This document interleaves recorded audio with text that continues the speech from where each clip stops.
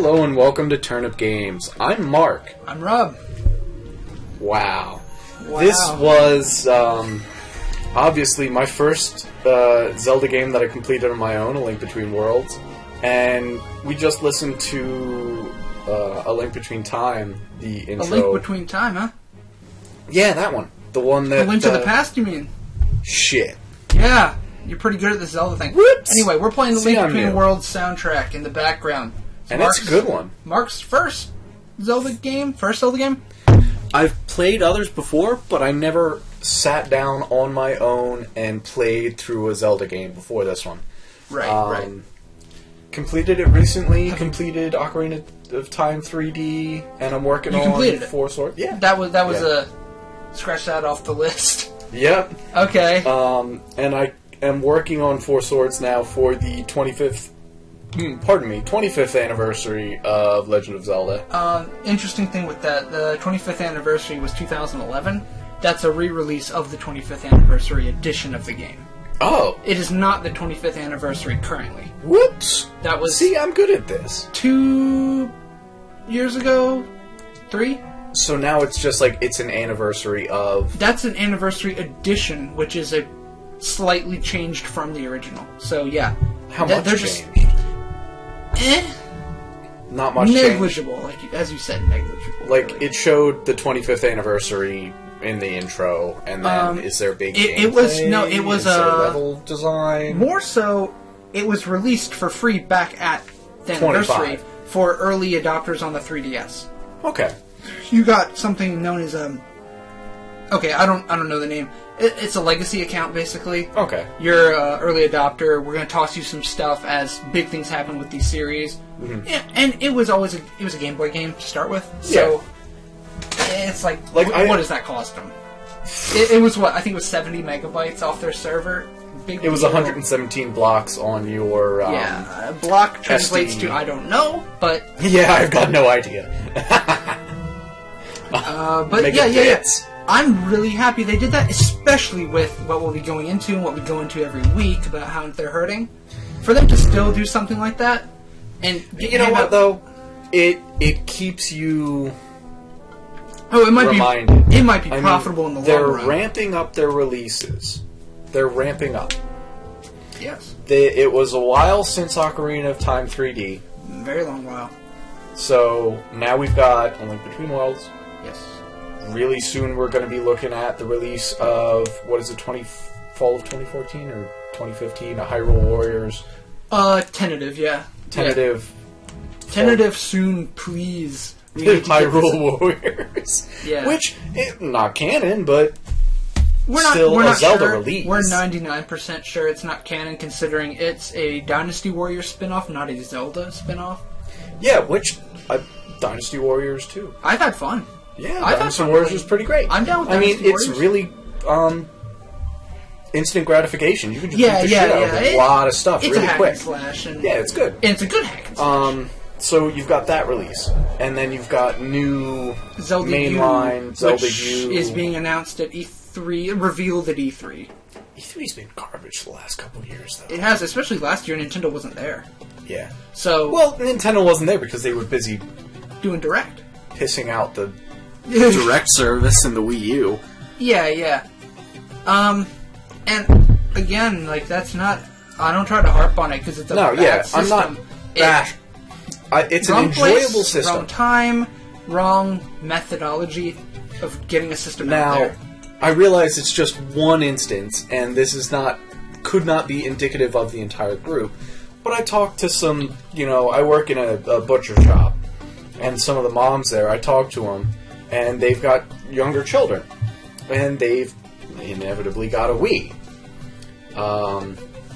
I asked them if they thought the Wii U was a new console or a new controller. That's what I wanted I wanted to ask you. I think,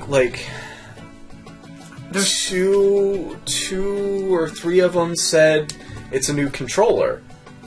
And I had to explain to them. An absurd number of people aren't aware that it's not an add-on. Oh no, yeah, it's actually a console. I'm like, look, you shithead, grab him by the collar, slam See, him I'm against gentle the with this sort of shit. You're not. Look, you salty fuck. Let me tell you something. Let me tell you something about Legend of Zelda. The fuck did you just say? That green dude's not fucking Zelda. What if Zelda was a girl? Yeah, so, like, the people that would When does Link get a Keyblade? Shit, don't tell me. You know what? No, tell me never, and then I'll be happy. But the people that would be out buying this, the Nintendo buyer base, parents with younger children, thinks it's just a new fancy controller.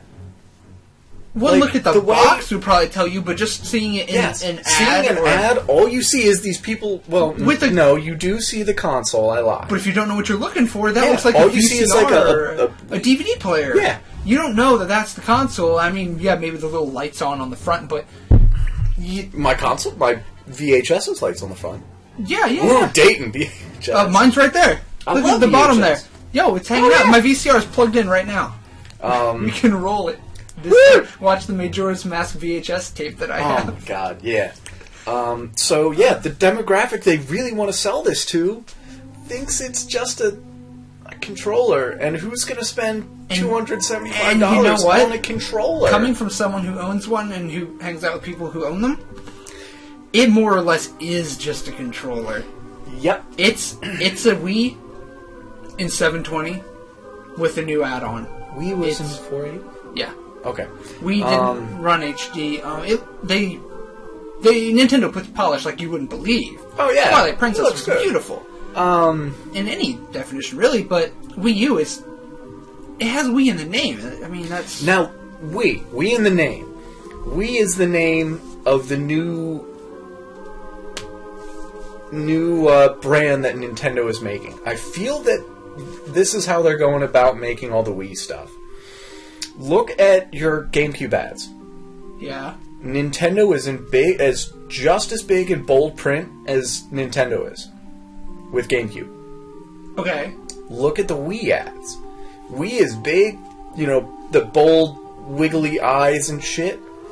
Nintendo's down in the corner. Kind of like Sony, PlayStation, Microsoft, Xbox. This is the Wii.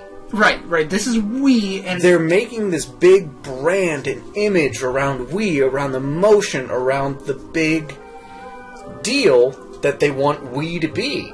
And with Wii U, they really... Well, we want Wii to be. Yep, that sounds really good. I like that one. That is. We're making money. But, even with the Wii U, and look at their branding. They're super solid with this stuff. The Wiimote, that's not branded. That's just a consumer thing. If you look at all the boxes and shit, Nintendo, Wii, remote. Yeah. It's the Wii remote. Wiimote's gamer slang. Yeah, they won't adopt that. Gamer, jargon. That's the word. But look at it. It's so smooth. Wiimote, yeah. Wiimote. They can trademark that. Who else has that trademark? No one can, because god damn it, it's their Wii. Yeah. Alright. So, look at the way they're trying to brand all this. They're trying to make it this huge thing, and now with the Wii U being a big-ass flop because they didn't make it a console, they really branded out this controller thing.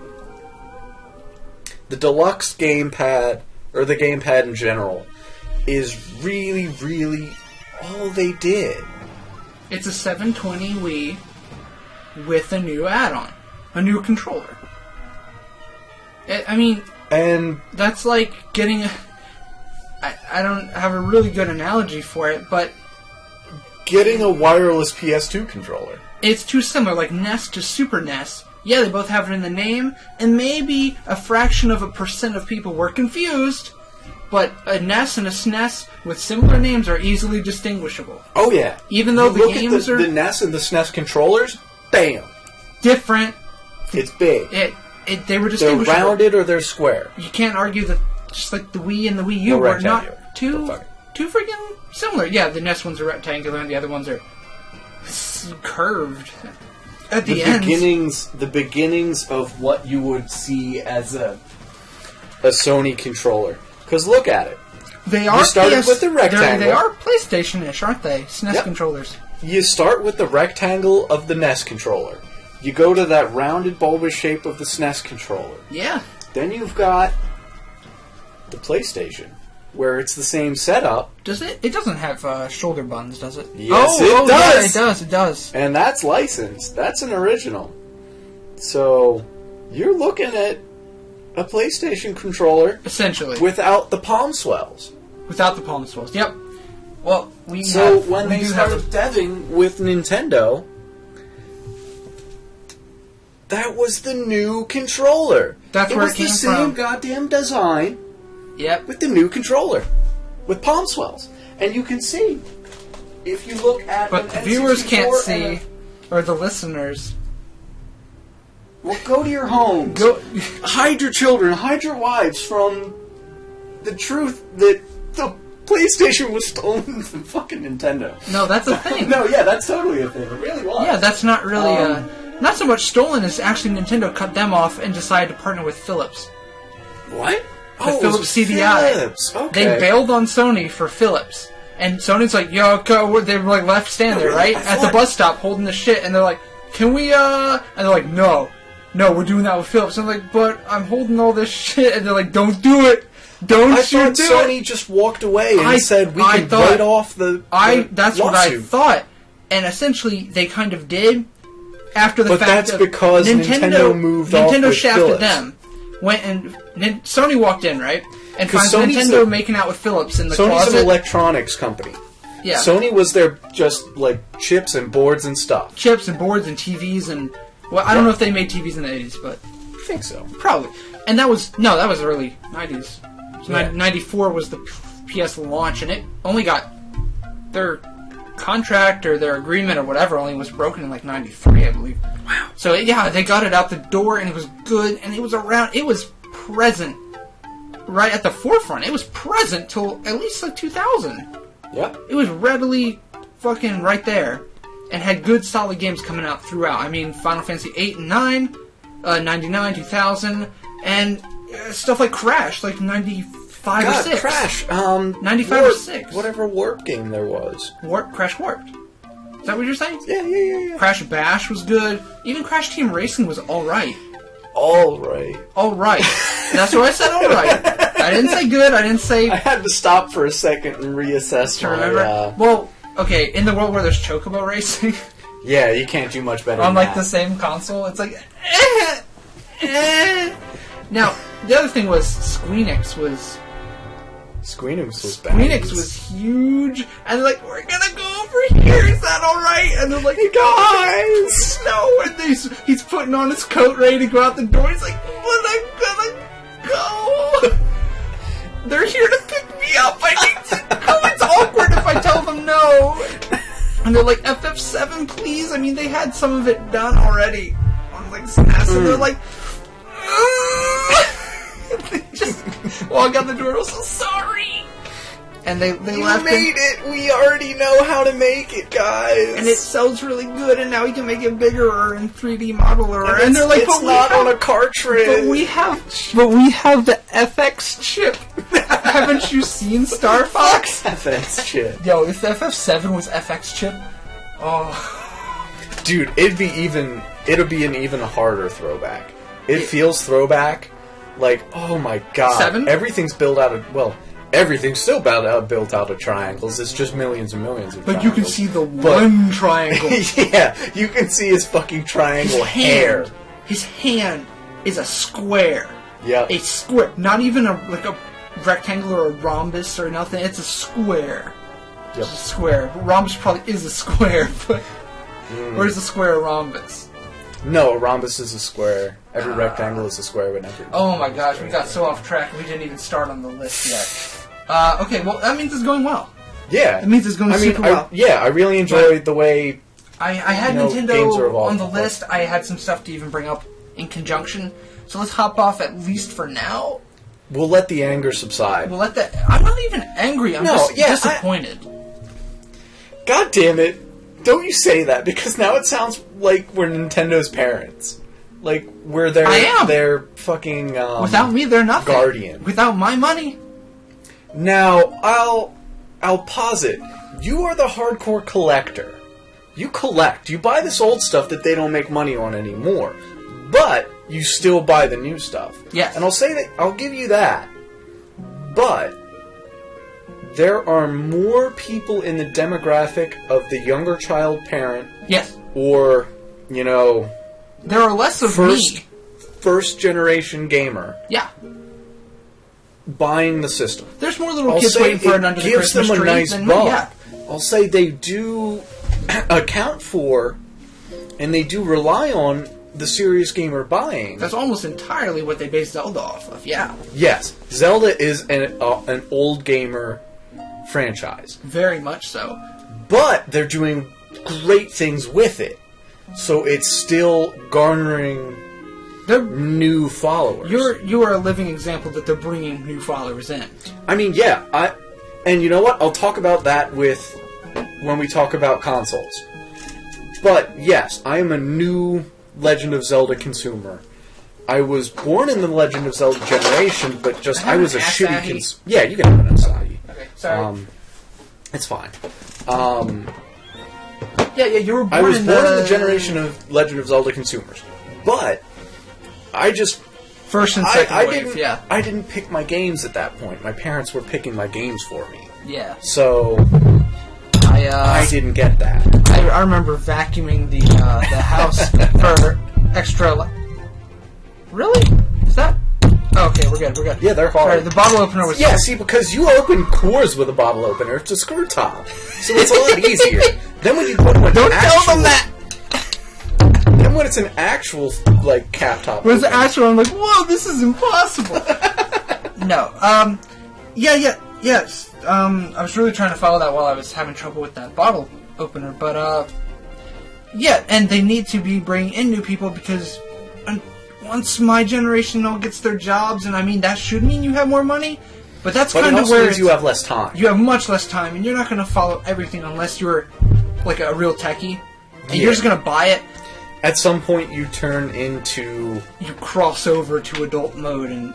Quote, unquote. Most people do. Some people never... Most people do. I mean, you never really lose the desire, I don't believe, but you lose the...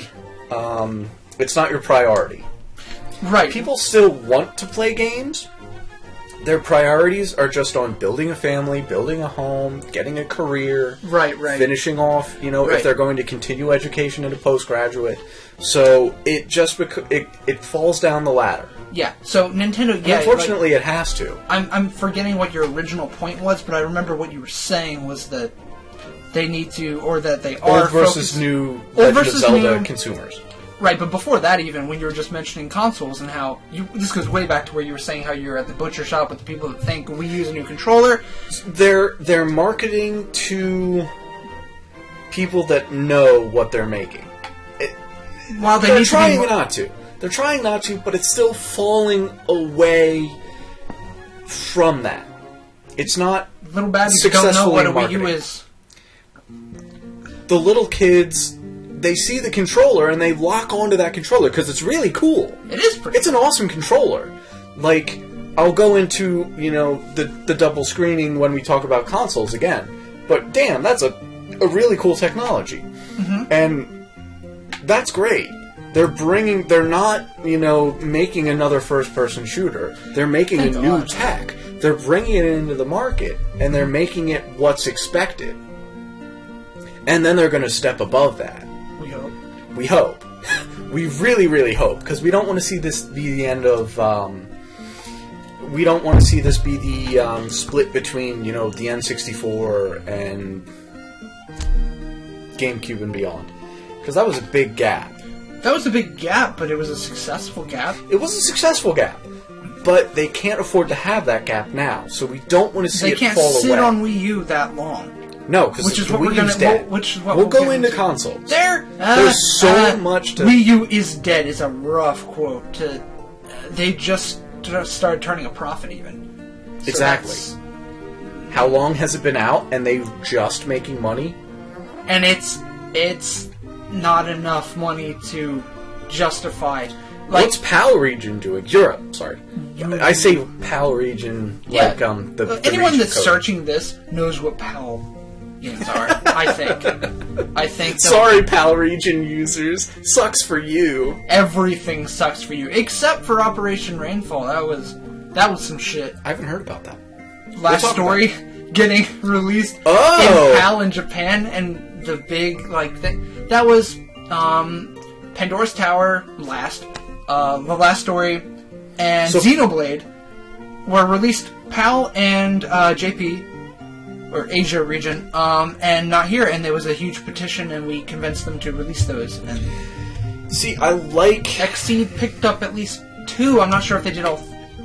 I believe they did all. I feel like that was a motion to let Xseed pick that up. Yeah, Nintendo didn't really want to bother with it until there was enough. They could have made money because it's all about North America region opportunity cost, which what you were saying was yes, they've turned a profit now. But imagine had they released a hit console, how many Mega Millions did they give up? Yeah. In the meantime. And I feel like we'll talk about the console, how they could have combined releases. And I feel like they really dropped the ball on trying to head off the console release. They messed up. Well, we'll get to it. They're damned if they do and they're damned if they don't. Right. Because they're constantly releasing family-oriented, non-power player consoles. And that's not a bad thing. You need a casual player base. And you need a forum for that to happen. And that builds the players that go into the power player base. Their model, more so than anything else, is software sells hardware. I don't buy it because the Wii U could take PlayStation 4 in a back alley and kick its ass. I buy it because Mario's gonna jump around. Link's gonna swing his sword. Yes, he is. But then I get home with it. Link ain't swinging his sword. Mario ain't jumping around. Because Mario wasn't at the store. Link wasn't at the store. There was no games. And that's something people have been saying for over a year and a half. And I don't have to keep reiterating. But and you know what? That's something they're going to fix over time. But time is what they don't have at this point. So that's moot. Right. Now it's fix it. Just fix it. But what I'll say... And people are saying they need to bring in new IPs and all this. Yeah, we'll get into it when we talk about the Wii U alone. We might as well just finish talking about it now. Okay, so you want to go straight into Wii U? We should, because breaking it now is pointless. We're 2/3 through. Okay. So the Wii U is dying. It's hurting. It's hurting. It's hurting Nintendo. Gut shot. It's gut shot. Now, if they don't do something serious, it's done. But I had a really cool thing to go over this week, and I kind of went over last week and didn't get the full spin off of it. Did you hear what I was saying about that article that came out? The one about how hard it was to develop and whatnot. Okay. It was hell on earth for third-party devs. Yeah, because look at how hard it is to program for the 3DS. It is. And I believe. I haven't tried. Well, neither have I. Yeah. But look at it. Look how many third-party devs are on that. Enough. How old is that system? Years. How long does the Wii U have to wait as a console, a full console generation release, to get enough third-party devs to support it? So, it's hard to program for a dual screening. What's harder to program, or not hard to program, but what's harder to do than how long do we wait is they had a lot. No, they're not fighting to get them, they're fighting to get them back after they bailed. These are people that have already said no. We're not programming for this. Look what we did with the 3DS. And look how it sells if we do program. They're scared to even... They need to come... A few dudes need to come make games and have them that sell big. That sell even bad to just even get the ball rolling. Some people are going to have to take a shot. Oh my god, I love this song. Oh man, that felt good. Yeah, that was really great. A few guys are going to just have to take a hit. What's that, Kakariko? No, this is when you're inside a house. Sorry. Kakariko is... I could sing it, but I'm not going to. We'll wait until it comes on. And then we'll do a duet. It's that guitar, that acoustic guitar kind of. Okay. Yeah, I remember it. Did you go to the Milk Bar? No. You didn't hang out? I had them play every song because they play classic Zelda songs in the milk bar. You pay them like 10 rupees and they'll play, it's like whatever. I'll go back. I mean, I've got the download. That was the thing that bummed me out. Yeah, all I got was a digital download because I have Wind Waker HD download, which is gross, but it came with the console, so yeah. I mean, that's a thing that I like. I love. Not even I like. I love having the limited edition 3DS with the gold. It's nice. Gold top case. Yo, even my sister came. She was like, "Does Mark have a limited 3DS?" I'm like, and yeah. I'll show it to her later. And she was like, "Because it's really cool. Why don't you have it?" I'm like, "Shut up." It's goddamn awesome. I got the Pokemon one. It's got the gold frosted, Triforce on the top. Yeah, and it's got the black frosted Triforce on the bottom. And what I thought they should have done, speaking of that, since they released it with A Link Between Worlds, and it's got the black frosted Triforce on the bottom, I thought that Low Rule's Triforce should have been black. At the end. Should have stayed black or big black. I mean, like a really prismatic, it's got obsidian looking thing. Obsidian looking, like it's got cool. Rainbow reflection. Rainbow Road, gotcha. Just opalescent. Opalescent. Woo! Breaking out the vocab. Just a really great, shine on it. They didn't do it. No. I mean, I don't blame them. It's a mirror world. The Triforce could be the same, or should be the same, depending on who you're with. But it really would have set it that step above, the perfect mix. That one thing to tie it. Everything was the perfect console mirror. is the same as the game, and the game is the same as the console. Yeah. And the reverse world that is all screwy, Ravio's a wimp. Sorry, spoilers. Ravio's a pansy. Yeah. What's her name? Hilda can be a jerk. Which makes sense because it's the mirror it's world. The reverse. It's the reverse. Hilda can be she was alright. She was alright. She wanted to do what was best. But how Zelda would go around it with grace, she went around with brute force and deception. Which was really cool because that kept that was the opposite. That was the mirror. She was still a good ruler. Yes. But she was She went about grumblies. She went about being a good ruler in a different way. The opposite way. Mm-hmm. Where Zelda will not use force almost ever, save for Twilight Princess and Ocarina. Anyhow. Yeah, that was a cool game. I forget how we even got on that, but what I was going to go into was I can knock a few things out at once, really, and get back around to this sooner. I'll brew up a few more quick things to say about Nintendo, because I do have a big Nintendo section to get over with. Yes. Which was Thursday morning. I haven't seen you in a few weeks. Yeah, it's been a while. Where you been, etc. Oh, blah, my blah. word, my grumblies. You hungry, or is that no, just digesting alcohol and empty so much booze. So much booze, so empty. Actually, no, I'll leave that for a second. I was in New Jersey today, blah blah, and I was driving work home, today. I was sitting in the back of, it was a family trip, so I got together in the van and all that jazz, and we went to Jersey. On the way home, I watched Ponyo. Really? Yeah, it was really good. Yeah? Yeah, my mom actually got my sister and I all the big Ghibli movies recently. Yeah. The last 2 weeks. She just started bringing them home. She went to Costco and grabbed. I hope that's not. Well, like now is the time thing. to be selecting Ghibli. No, Ghibli's not region. No, not Ghibli. Costco. No. Okay, I didn't know if that was a. No, they have that in Japan even. Yeah. Yeah, and they have. That's where we're at, right? Right. We're broadcasting live from Kyoto. I thought it was Hokkaido. Hokkaido is more of like. I'm rusty on my kanji. My kanji pronunciation. Like hiragana and katakana. Yeah, I think it's hiragana. Hiragana.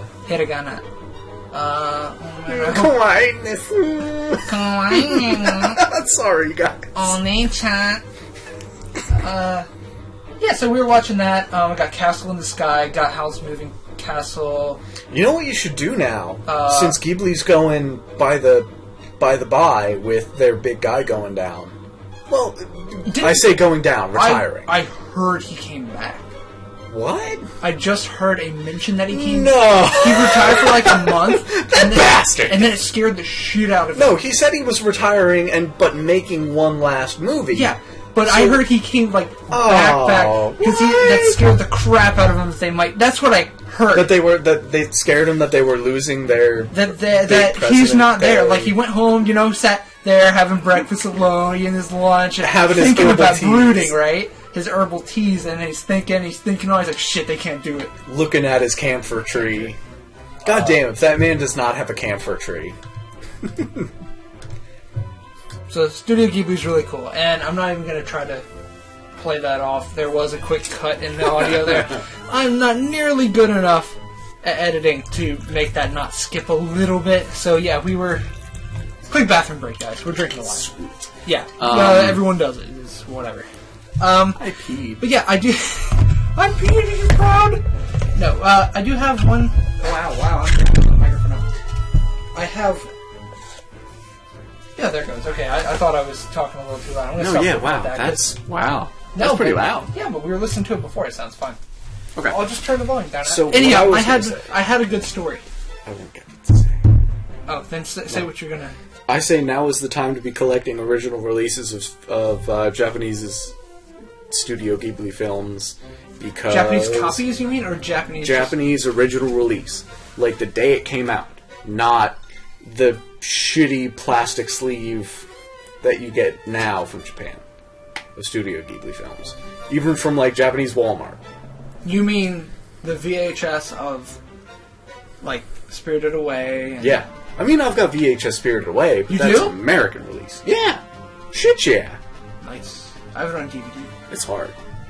Oh, I like that.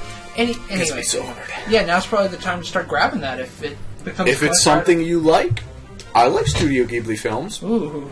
But if that's something you want to collect, go for it. I have so many American ones now. Go get your Betamaxes out. Your Betamax. Fuck, Betamax is bad. Yeah, it was kind of bad. It's like UMDs. UMDs weren't, they didn't even push for it to really be... A thing outside of Sony products, Sony hardware, to play UMDs. You mean the PSP? Yeah. Yeah, and the Vita. The Vita plays off UMDs, doesn't it? I don't know. Some kind of... I don't even know what the Vita plays. I feel really bad on a podcast thing.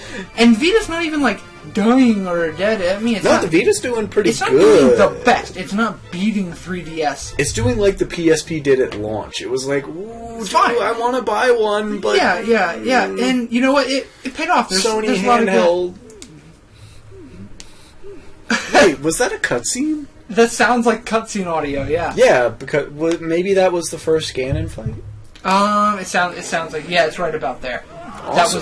That was the warping into, like, flat form. Anyway, when I was like... Or it's not Ganon at that point, it's stupid-ass painter dude. Yuda, or Yuja, or something like that. Yuga, that's it. Yuga! I get him confused with Kuja from FF9. There you go. Yeah, but I have a story that I want to get, I guess. When I first was introduced to Studio Ghibli was, it's probably one of my cutest stories ever. I broke my leg when I was 4, and I was kind of, stuck in the living room, basically, for like a few months. Are you laughing, or are you coughing because that's too much booze? I put a lot of booze in that. You should probably balance it out a little bit. Nope. I'll tell my story while you go get some more stuff to mix it with. Alright, so I was like 4 and I broke my leg and I was stuck in the living room for quite a long time. And then one day there's like a knock on our back, like we have a sliding door in the back that goes out to the porch. And there's a little knock there, and Zoe, the little girl that lived behind us, my age, brought over a box of movies for me. Of her movies. And she's like, oh, watch these while you're all fucked up. And I was like, oh, thank you. So, one of them... boner? I think I asked the first time you told me that story. Yeah, no, the other girl that lives next door to her. No, I was 4. Yeah, but you were in Kansas. Shut up. Well, no, she wasn't related to you, so that's no problem. No, she's not related, and that's like the South. Kansas doesn't have the same like stereotypes as the South does. Like, this isn't Alabama, this is Kansas. They're not. So you were fucking the corn. Corn's alright. Corn's alright. No, but the first movie I watched out of that pile was My Neighbor Totoro. That's what she brought over, and they were like real progressive-y type, like, it was like 96 or 90, yeah, it was like 96. So for having Totoro, it was like, that's early here on early VHS. adopter metal. And like, every house in that neighborhood was gray or like light blue. Their house was red.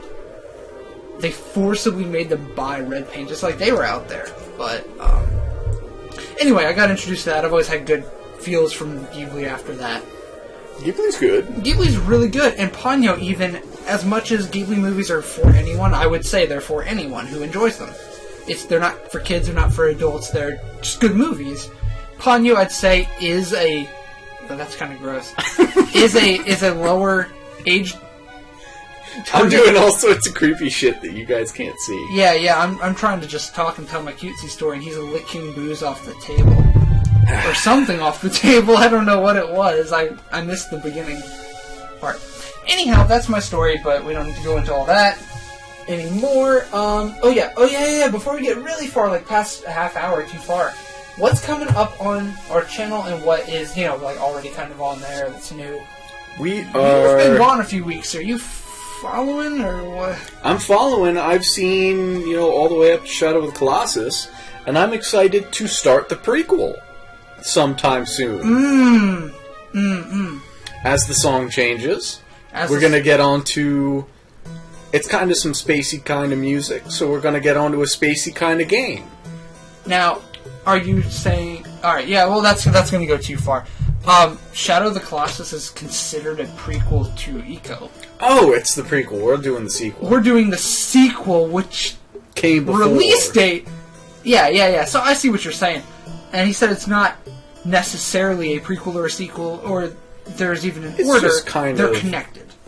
There are connections, there are parallels to be drawn.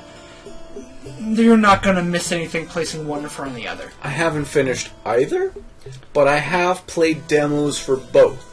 Because Sony was awesome. To bring that demo disc. Shit! Do you know where the Sony Underground. Like you have it I do. Okay, you have it where you Sony is awesome about distributing solid copy demos. I have... It's called, like, Sony Underground. And it's just this... It's like this game I remember UI. Sony Underground, yeah. Yeah! And they just had demos and little, like, DLC things. Well, not really DLC, but, little pop-up things. Yeah. That it was a solid copy advertisement that you got into your console and got play time. You got content. You did. And in the PlayStation era... Well, PS2. But, like... PS1 had that hardcore. PS1 had that? Did you see my, it's my Xenogears /FF8 /Bushido Blade /whatever, demo that comes in Parasite Eve? No, I haven't seen that. It's but that also cements... Yeah. God damn, Sony, good job for, like... From the finding another way to distribute your fucking content. Yeah. A lot of that's even third party, and they're super good about just giving away content. Yeah. And I mean, that's one thing I liked about PS3. Well, is that Sony? Or is that... Okay, in the case of Ico and Shadow, that is a first, or rather second party. It's owned by Sony. Mm-hmm. Sony bought... Well, that was on a Sony disc. Yeah. For Sony Underground. Sony owns Team Ico, however you want to say it. But rather, the disc I was talking about was a Square Enix. All those games were Square Enix. Sony probably had some big buttons to push. They have buttons to push. With putting that on shelves. Oh, they super have buttons to push with Final Fantasy. And putting it into whatever they did. At the time, they pushed Oh, God. Yeah. But, that was a Squeenix game with a disc with all Squeenix stuff. But, at the time, I see what you're saying, the trend to do that on PlayStation. I mean, at that time, bringing things in from the Japanese market, like Studio Ghibli films, was a big deal. I mean, you don't have it in a plethora in the 90s market at that point. What we don't have What? is, like you were saying, PlayStation's great with that. I don't see an N64 cart with 5 games to play on it, you know? There's no demo carts, per se. There were store copies. Yeah. And then you see all these, you know what I saw on eBay the other day? I don't know if anybody else saw it. It was a SNES. No, it was a NES World Championship cartridge. Oh, everyone saw that on Google News, yeah. What did that end up selling for? $99K or $106K. Now, the shady thing is, I believe the number is 6 more just popped up on there. And the thing is now, is that's just money laundering, essentially. Mm-hmm. Someone's doing. Some drug guy owes a drug guy money and is going to transfer it this way. So he can write a real check. He can write a real PayPal payment. And 100,000 can just move. Oh, it was a collectible. Do you notice that the label was fucking destroyed? Yeah. Yeah. And it went for $100,000 with a destroyed-ass label. And, as limited as it is. jank-ass backstory? As limited as it is, and the dude wrote with typos and all this shit, like, I think that might have been something really shady that just got attention. To be fronted as... Which happened to be, there's Nintendo fanboys that will notice. Yeah. When you type in NES, and the top thing that comes up is in the 60,000 range, someone's gonna bring that up on Kotaku or GAF. Yeah. And then 6 more show up, which is unprecedented for that game because there were some 2-digit amount of copies of these games. So that could have been fronted, but now it's made it a media figure. But I mean, that's the thing. Nintendo cartridges aren't great for multiple media. Oh, no, they're not. Cartridges because and flash media of that sort. Right, you optimize it based on how the electricity is like running through the thing, and to have 5 different games, you can't really optimize for all 5 on there. A disc just and it's running basically on a glorified 555. And I mean, electronics guys tell me otherwise, because it's probably not. But they tell me other shit because I'm wrong. But anyway, when you look at it, it's all breadboard. It's all straight circuitry. Yeah. And there's complicated parts of circuitry, but it's all solid. It's there. With things like discs, I mean, you have to add flash memory at that point because need some RAM. Outside of like disc writing, which would be extremely inconvenient for gaming. Yeah. It's just pits and ridges. Basically. And a computer with glorified 555s. And, I mean, super advanced beyond that 555s. What are we even talking about? I'm talking, like, basic. Like, 5th grade. Hey, look, I've got my shop teacher's soldering iron. Yeah, okay. Well, circuitry. What's this got to do with game demos or what's coming up on the channel? It's hard to make multiple media on a cartridge. Yeah, a cartridge. It's super easy to, what do they call it when you're on your... partition? Partition. It's super easy to partition a disc. Yeah, a ROM file carts and all that shit. Yeah, and it's... Yeah. I see what you're saying. It's much easier to do that on a disc than a cart. And cheaper. Much cheaper. So, hey. Oh, this is the thing with the big octopus. Oh yeah, the mama shit. The mama Uchi or something like that. The mama Ichi. Like, I want to call it an Octorok, because that's like the enemy basically of what she is. But she's Should not. I grab my 3DS and throw it on? No, we don't have. Later. Don't got time for that. My. My! Yeah! Mama My, and you find the little My. Which was really cool. It was fun, and that's your upgrade system. That was awesome. Well, that was felt really cool. great. It rewarded you smooth. for exploring. And about the number you'll find normally, like not with your strategy guide sitting there for hours. I got like 40 of them. Right. I think generally with here one, I'll go look, but not, I'll fucking give up if it takes more than 3 minutes. Mm-hmm. A general person will get 40-ish and get enough for upgrades of what their top 4 items. And what they really use, and what they use in boss fights, and then you're good. It introduces rewarding exploring. Because when you're... It does not introduce it to the Zelda franchise. No, it does not. But... Your reward is being allowed to play that game. As a new Zelda consumer, that is a really easy, involving... and rewarding way to introduce the idea of rewarding exploring in an RPG. Yeah. It's consumptive. Action-adventure RPG. Yes. It doesn't dumb it down. No, it's still kind of hard to do. In my opinion, it's hard to do, because you gotta find them. Yeah. But it introduces the fact that there's things hidden. Yeah. In RPGs that with the people with the time and the determination can find ways to improve and ease their game experience, because some of those bosses aren't really easy. No. My favorite boss in that game was the lava turtle. The lava turtle. Yep. What was your favorite boss? I don't remember his name right now, but he had a really great name.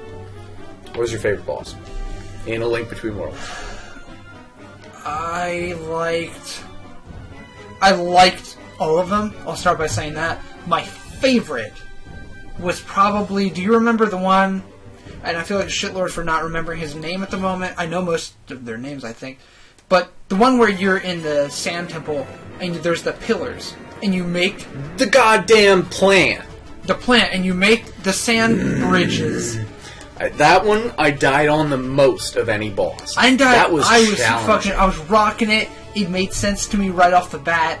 Well, yeah, it made sense. And I was doing great. But I just couldn't do it right. I've played enough Link to the Past to know what they were getting at. And I was like, ooh. Because some of the dudes, even the Moldors and the Mold... Do you remember, like, the centipede kind of dudes? Yes. That, like, have the pincers on the front? Mm-hmm. Those are Link to the Past. Like...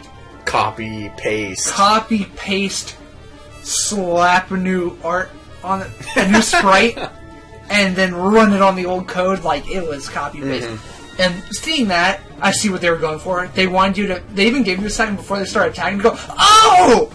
Oh!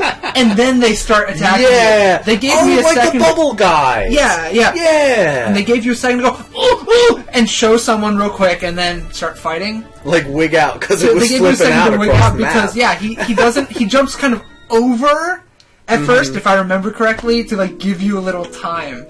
And I was like, that was a really fun... I like that those were all around.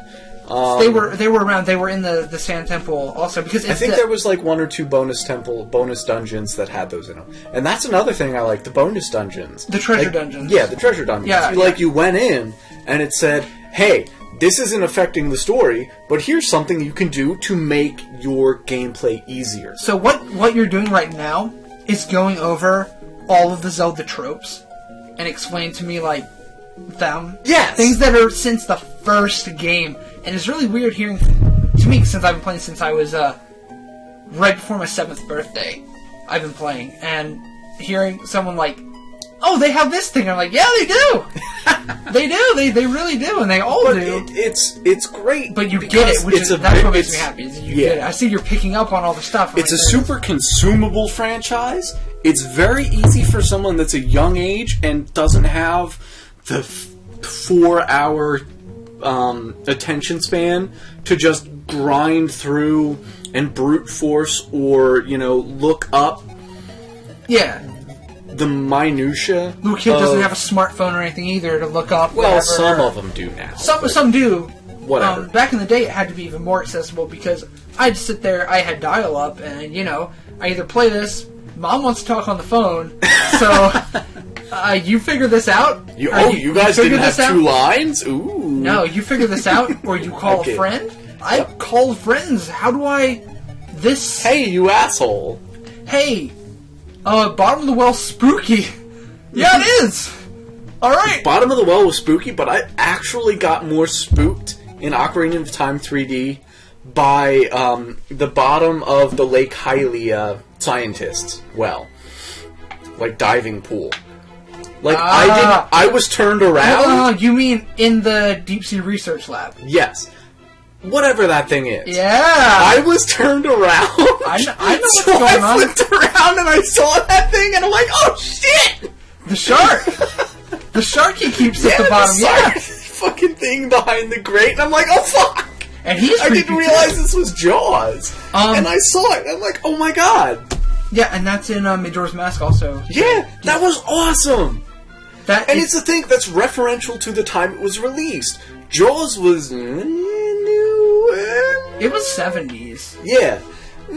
Jaws was a thing. Jaws is always a thing. It's still a thing. We can just say down Jaws. And you saw the giant ass shark. It is a fucking shark. And you're like, oh man, Jaws!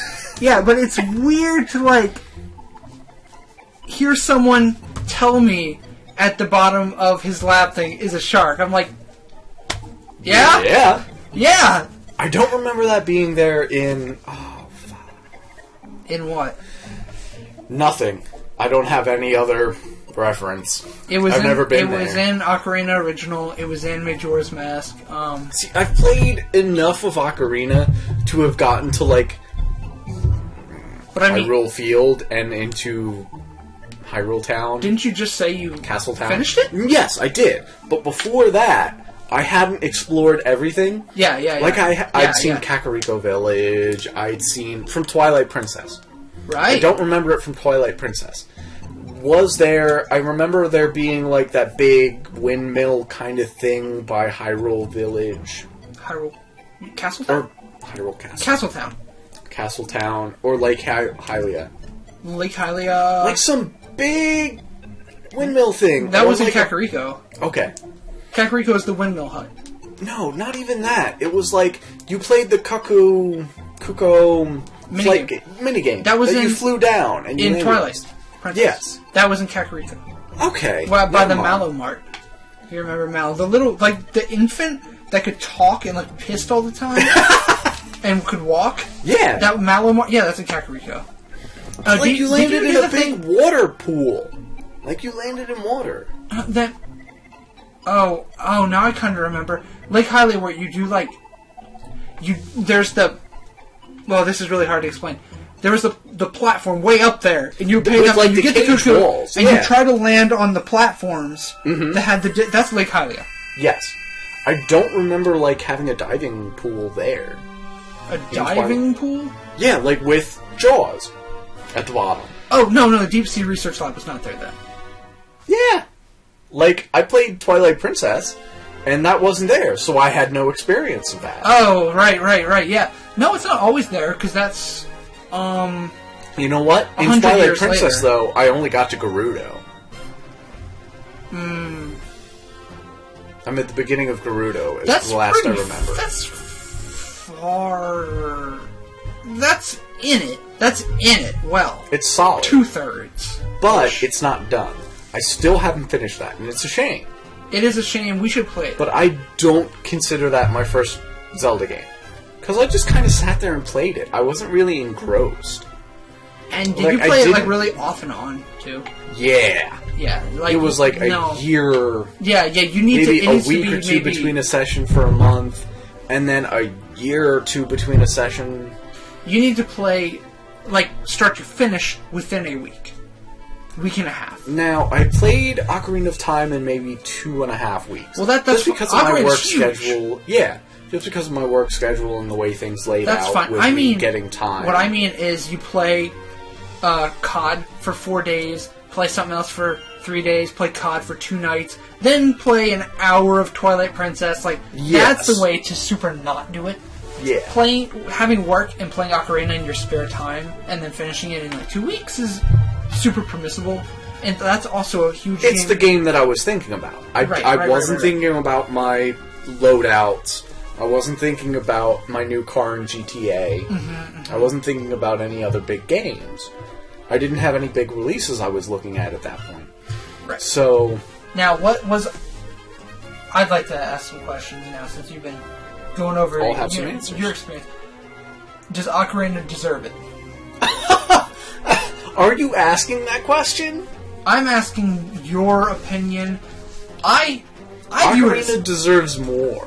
I consider Ocarina's hype as fact. Like, it's great. It's super good. It's the best. It deserves it. I view that as, like, by now it's fact that it's good. It's fact. I try not to do that where something I like is factually good.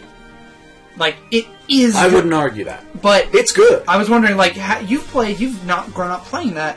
And I'm wondering if even with the I now have time gap and everything that you're playing so late, can you look at it and you're like, damn, this is good, and I can see where people are coming from. I don't have the childhood nostalgia, so that's gone. That's off my plate. It deserves every ounce of hype and then some that it's given. I can't wait. I can't wait until Microsoft finally announces, because God damn it, they are the worst business people if they do not have in the books, on the computers, written in code, somewhere, someone working on Majora's Mask. They Microsoft? You know you said Microsoft, right? Did I? You said Microsoft, and I was listening so close. I'm sorry. I'm sorry. Somewhere in the code, somewhere in the books, someone Nintendo working on Majora's Mask. Yeah. God damn it. Which is the only game, in my opinion, super my opinion. Please get that right, Just folks. your opinion. My opinion from what I grew up with and what struck me as good. The only game that can sit on top of Ocarina. And I mean a 99.9 game versus a 100, in my opinion. Like, Ocarina is right fucking there. They are touching. A lot of people get big on, what is it? Nightfire for 007. Yeah. Nightfire was huge, and Nightfire was good. Like, a lot of people get big on that, but that's because of the multiplayer experience. Was good. Was fantastic. Zelda is not a multiplayer franchise. Oh, no. So... It's like single player as it gets. Like, I know there's Force Sword, which is multiplayer. I'd like to... You know what? I've got that. You've got that. We can mess around. We should. We should. We can do that later. That's a thing that'll happen. Yeah. But outside of that, 007 was built for the multiplayer. Yeah. It's great. It's beginning to get into the big 3D shootery, actiony. It was competitive. It was you got into who's hiding behind the corner right, who's shooting better. Right. But that aspect, player versus player, PvP gameplay. Yes. Outside of arcades, that was the big inlet. There was other things, but as to my opinion, that was one of the first big PvP shooters that ever happened. On console. That someone had in their house and said, hey guys, we don't have to put quarters into this. There weren't really arcade PvP shooters. No, there weren't. But, like... I mean, there were arcades. There were fighting games out the ass. Yes. You went to the arcades to play multiplayer. Am I right? Yeah, I went to up to the 90s and a little bit past that, I guess. You went to the arcades to get your multiplayer experience. Yeah. Then there was the big online advent. This whole thing's iffy because depending on what kind of game. Zelda has always been a single player experience, and multiplayer experiences can't really compare to that because you always have to have a good group to play with. Right. Because once you lose the other players, the multiplayer ain't worth shit. Yeah. If you've got one player, for yourself to sit down, Nightfire is okay. It's okay. It is okay. Ocarina of Time, A Link Between Worlds, which was my first, so I'm always going to reference that as my basis of Legends of Zelda stuff. Yeah. Is going to be out of the park. And that's what I've been trying to convey for so many years, is that they fucking hit, like, the world record home run, just went around the Earth, past the stadium again, and then landed. I'm like, it's so fucking good. It's good. Like, it's okay, good. This guy's crazy, but I'll listen. See, I always, before I got into it, as a non-youth Zelda consumer, I always kind of viewed it as that, okay guys, you really like it.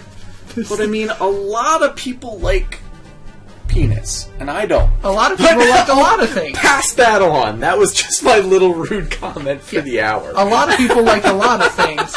I've said so much worse, no one cares. No, yeah, I get you. And a lot of people like a lot of things. So many people like things that just aren't me. Right. And everyone will be like, no, it's super good, it's super good. And no, yeah, you like it. It's cool. Great. That's great, you like it. It's constructive. It's not heroin.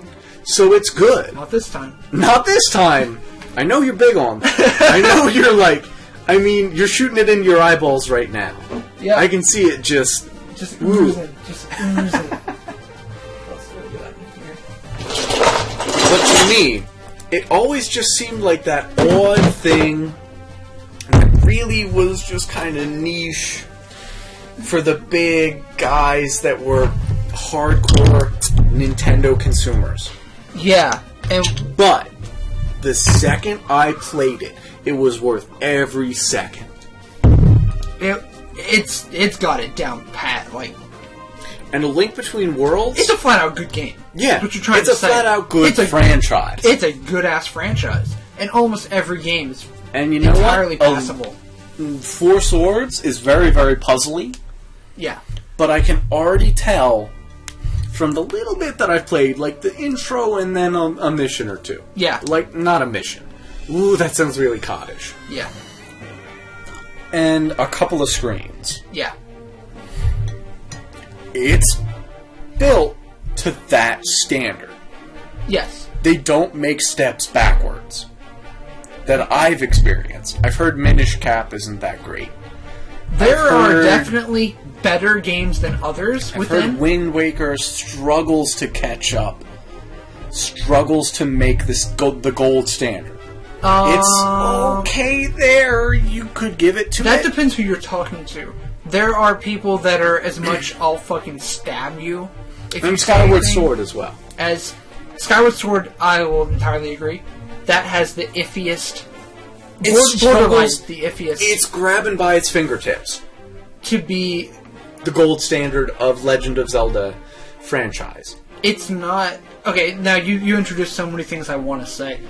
No game in it is in the mainline series. There are spin-offs that I will not. Spirit Tracks. There's CDI. No, that's mainline. There's CDI games.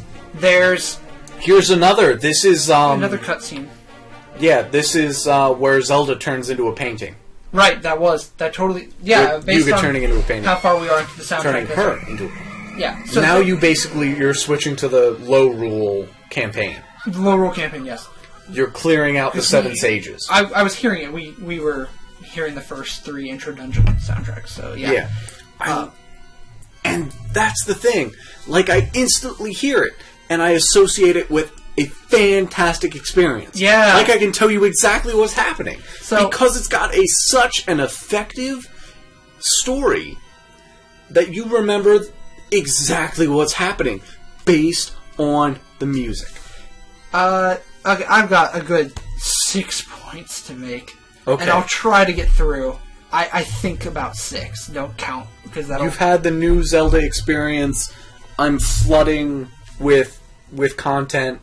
Rob's going to give why this is the gold standard that he's been playing for the past 15 years. 14 years. Yeah, 15 plus, I think. No, 15 years. And there's people that beat me on that. There are people that were, going to the store on release day for Legends, which was funny because what did I get for you? Was that Final Fantasy 2? That was Final Fantasy. 2, yes. Well, different franchises. 4. And 4. I mean, 2 here, 4 here, there. 4 in Japan. Yeah, gotta make that different distinction. franchise, but I got your classic game. Yeah.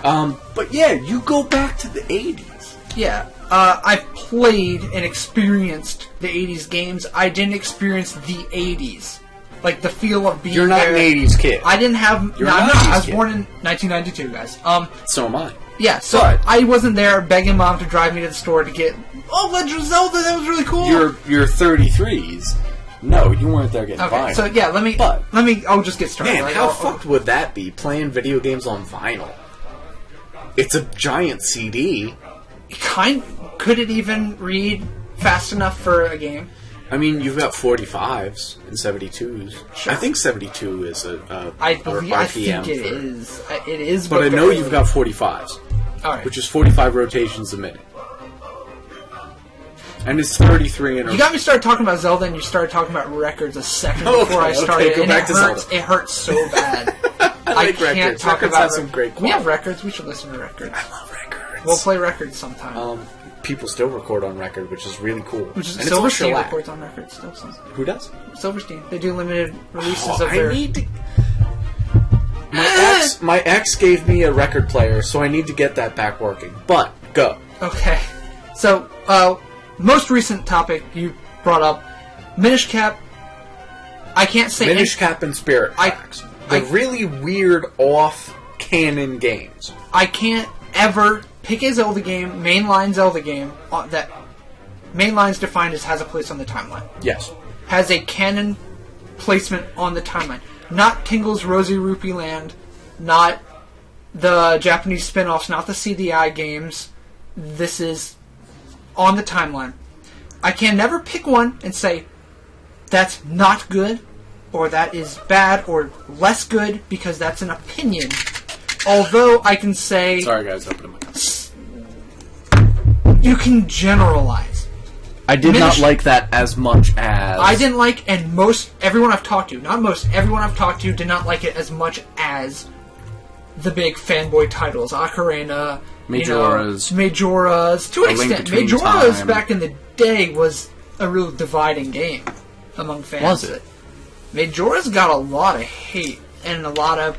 Oh? Not so much from reviewers. Reviewers were like, whoa, this is really mature. That's cool, and they gave it points for maturity. Kids didn't care about that. The review scores look great. Sitting at the lunch table, convincing your friends that it's as good as Ocarina, which I was doing at the time, that was a conversation I was having, was not easy.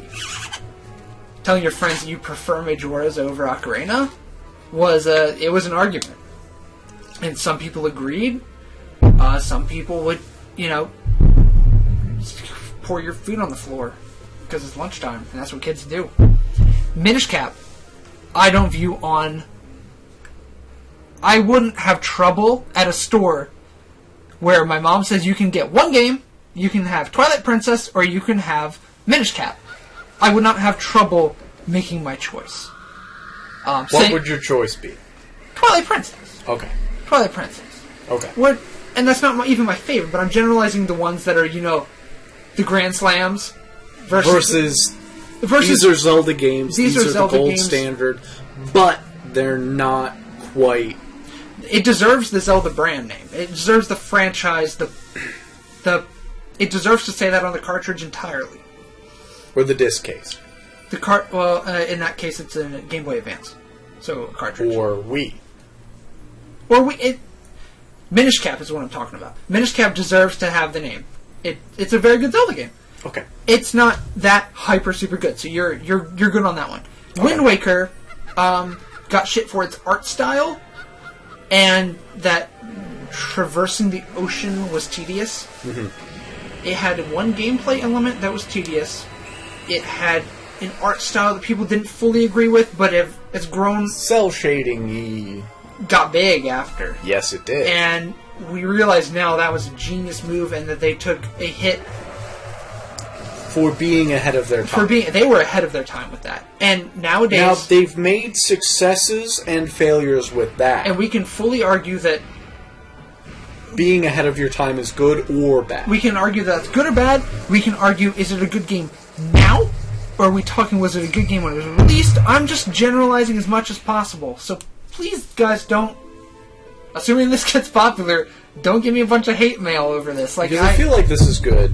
Yeah. Wind Waker, to me, I never had an issue. I thought it was cool. Twilight Princess was already on its way. I'm like, look, here's a mature one, a cartoony one. I saw it back in the day. Yeah. And I saw the original release on GameCube, and I said, wow, goddamn, I love sailing.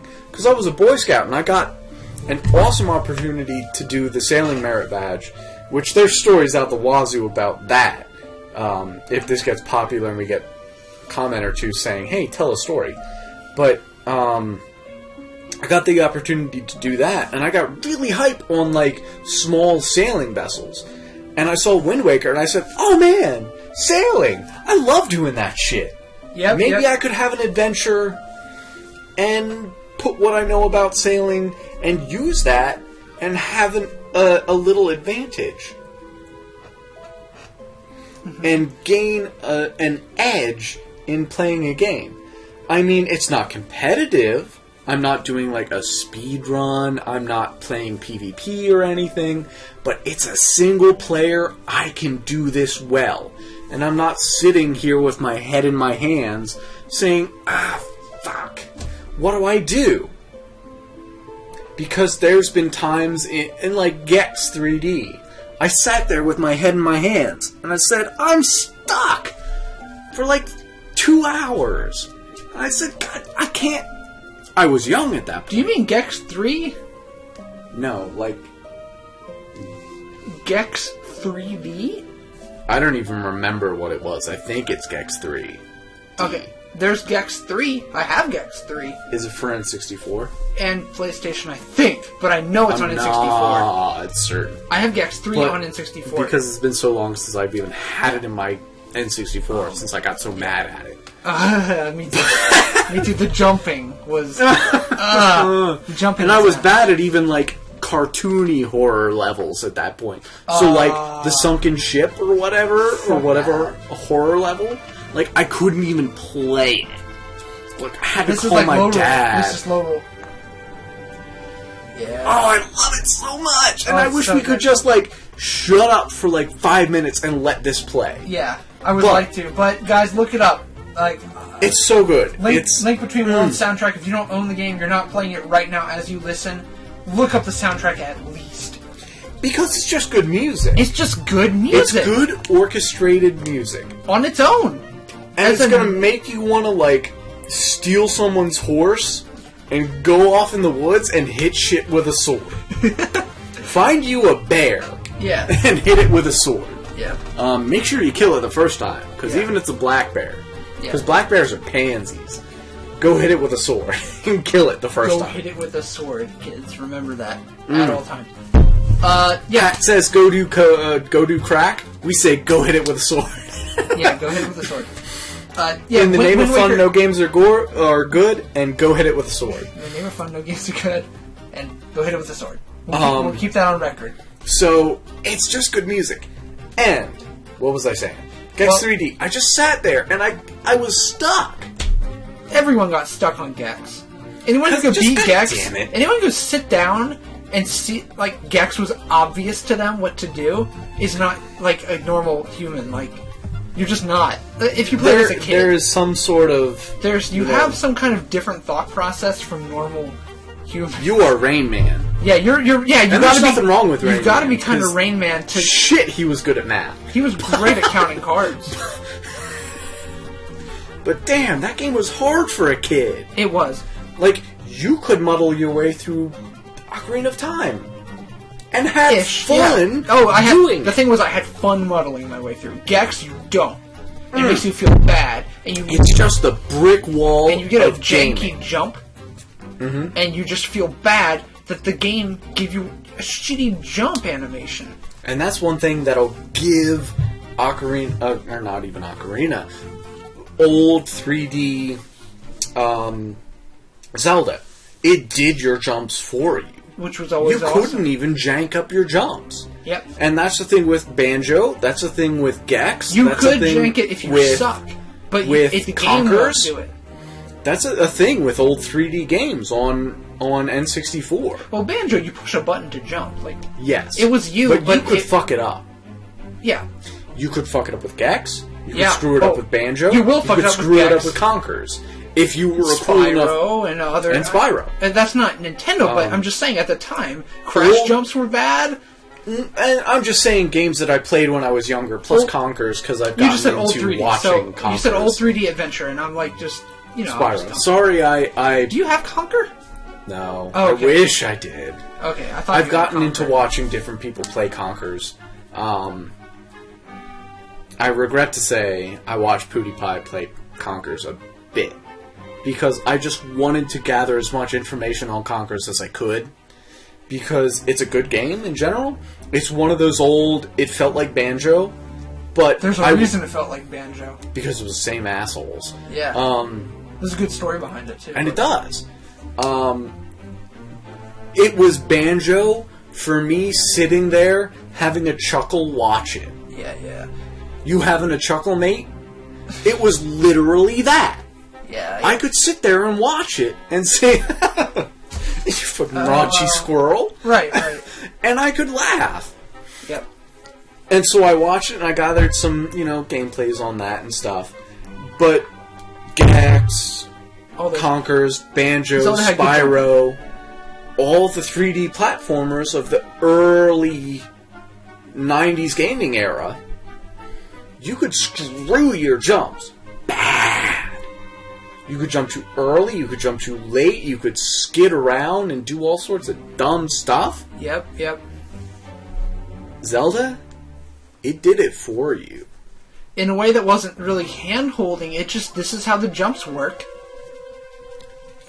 It's one button less you don't have to push. But that's all. It streamlined it. Yeah. And that's one thing I'll give to Nintendo that they're trying to do with their new console era that I feel is kind of awkward and weird, but they're just streamlining the process. Yeah. And I'll talk about that when we get to the new thing. Yeah, we've been on for a good while, but you seem you're doing great. You don't seem I'm good. Yeah, I'm just hoping. I'm not stopping. We got to get gameplay tonight too. At some point. I'm going to have to mix these a little lighter so I've got more energy drinking them. Yeah. I stopped drinking because I don't want to keep going to the bathroom. I'm drinking a whole bunch of beers. I'm drinking a lot more of less alcohol, so yeah. Yeah. Yeah, so I'll finish up my Zelda stuff quick because you seem to have a lot to talk about. Okay, so Zelda jumping good. Zelda jumping good. Early 3D, other stuff. Not so good. Wind Waker was, if people had an issue due to the art style, as a game, and especially these days, it's regarded as one of the very best, if not the best, to very many people. There's more, I believe, more fans of Wind Waker than Majora. Mm. Majora was a cult classic within the series. You gotta think of its placement. It directly followed Ocarina. Mm-hmm. And if you liked Ocarina, Majora's you Mask already wanted to argue it. Mm-hmm. You already wanted to argue it, and you had improvements to make. You had to make an improvement on what was considered the perfect game. Yeah. And even these days is still that good of a game to even convince someone in 2014 that it's really good. And that's why I can't wait to play it. You best be ready to discuss Ocarina with anyone you're going to try to bring up that point to. Because they've played that. They might not have played Majora, and they might have played it and not liked it as much. Mm-hmm. Almost no one played Ocarina and didn't like it. So I loved it. Yeah, to be like, guys, I didn't do really anything in Gerudo other than Gerudo Camp with the women. I didn't go to Gerudo before or after that. There's not really a ton. Did you do the target practice? No.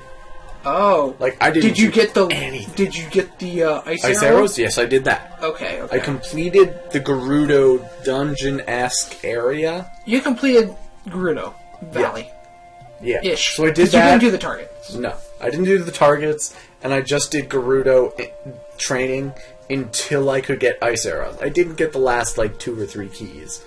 I still have 1 or 2 challenges to complete. I used to know the path through there, where I would just like fucking run. I could run and never stop the entire way. Besides to shoot someone, I would stop. I'd run to the point where I'm invisible, basically, that they will never sweep over me, and just and they're all down, and just keep running, hook-shotting by people. I see you held it like a gun instead of a bow.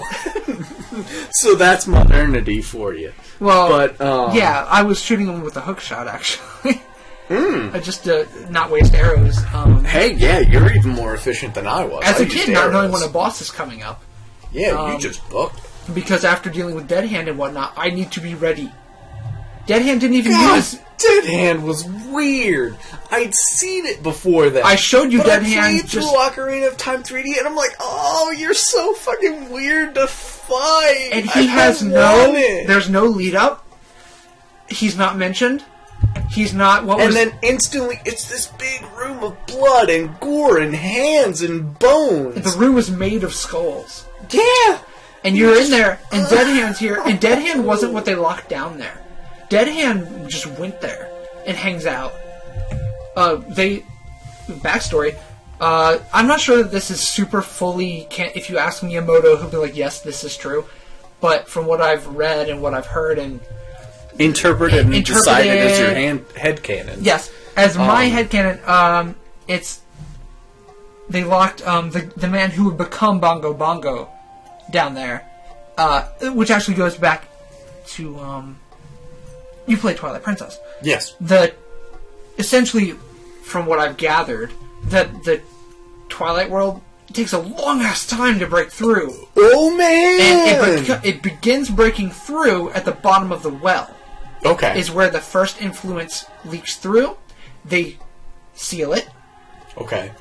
Bongo Bongo is... I don't know his Twilight name. creature. As a human. He was a Hylian. He was a Hylian. And he went down there, or became influenced by the Twilight Realm, and like, fuck, this dude's turning into a monster, lock him.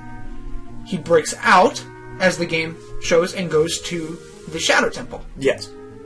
Majora is from the Twilight Realm. Also, I believe. Midna's mask, half of it is Majora's Mask. Oh, yeah. So by then it's fully broken. It's a 100-year process. Ish. But yeah, Bongo Bongo is Link's first dealing with that.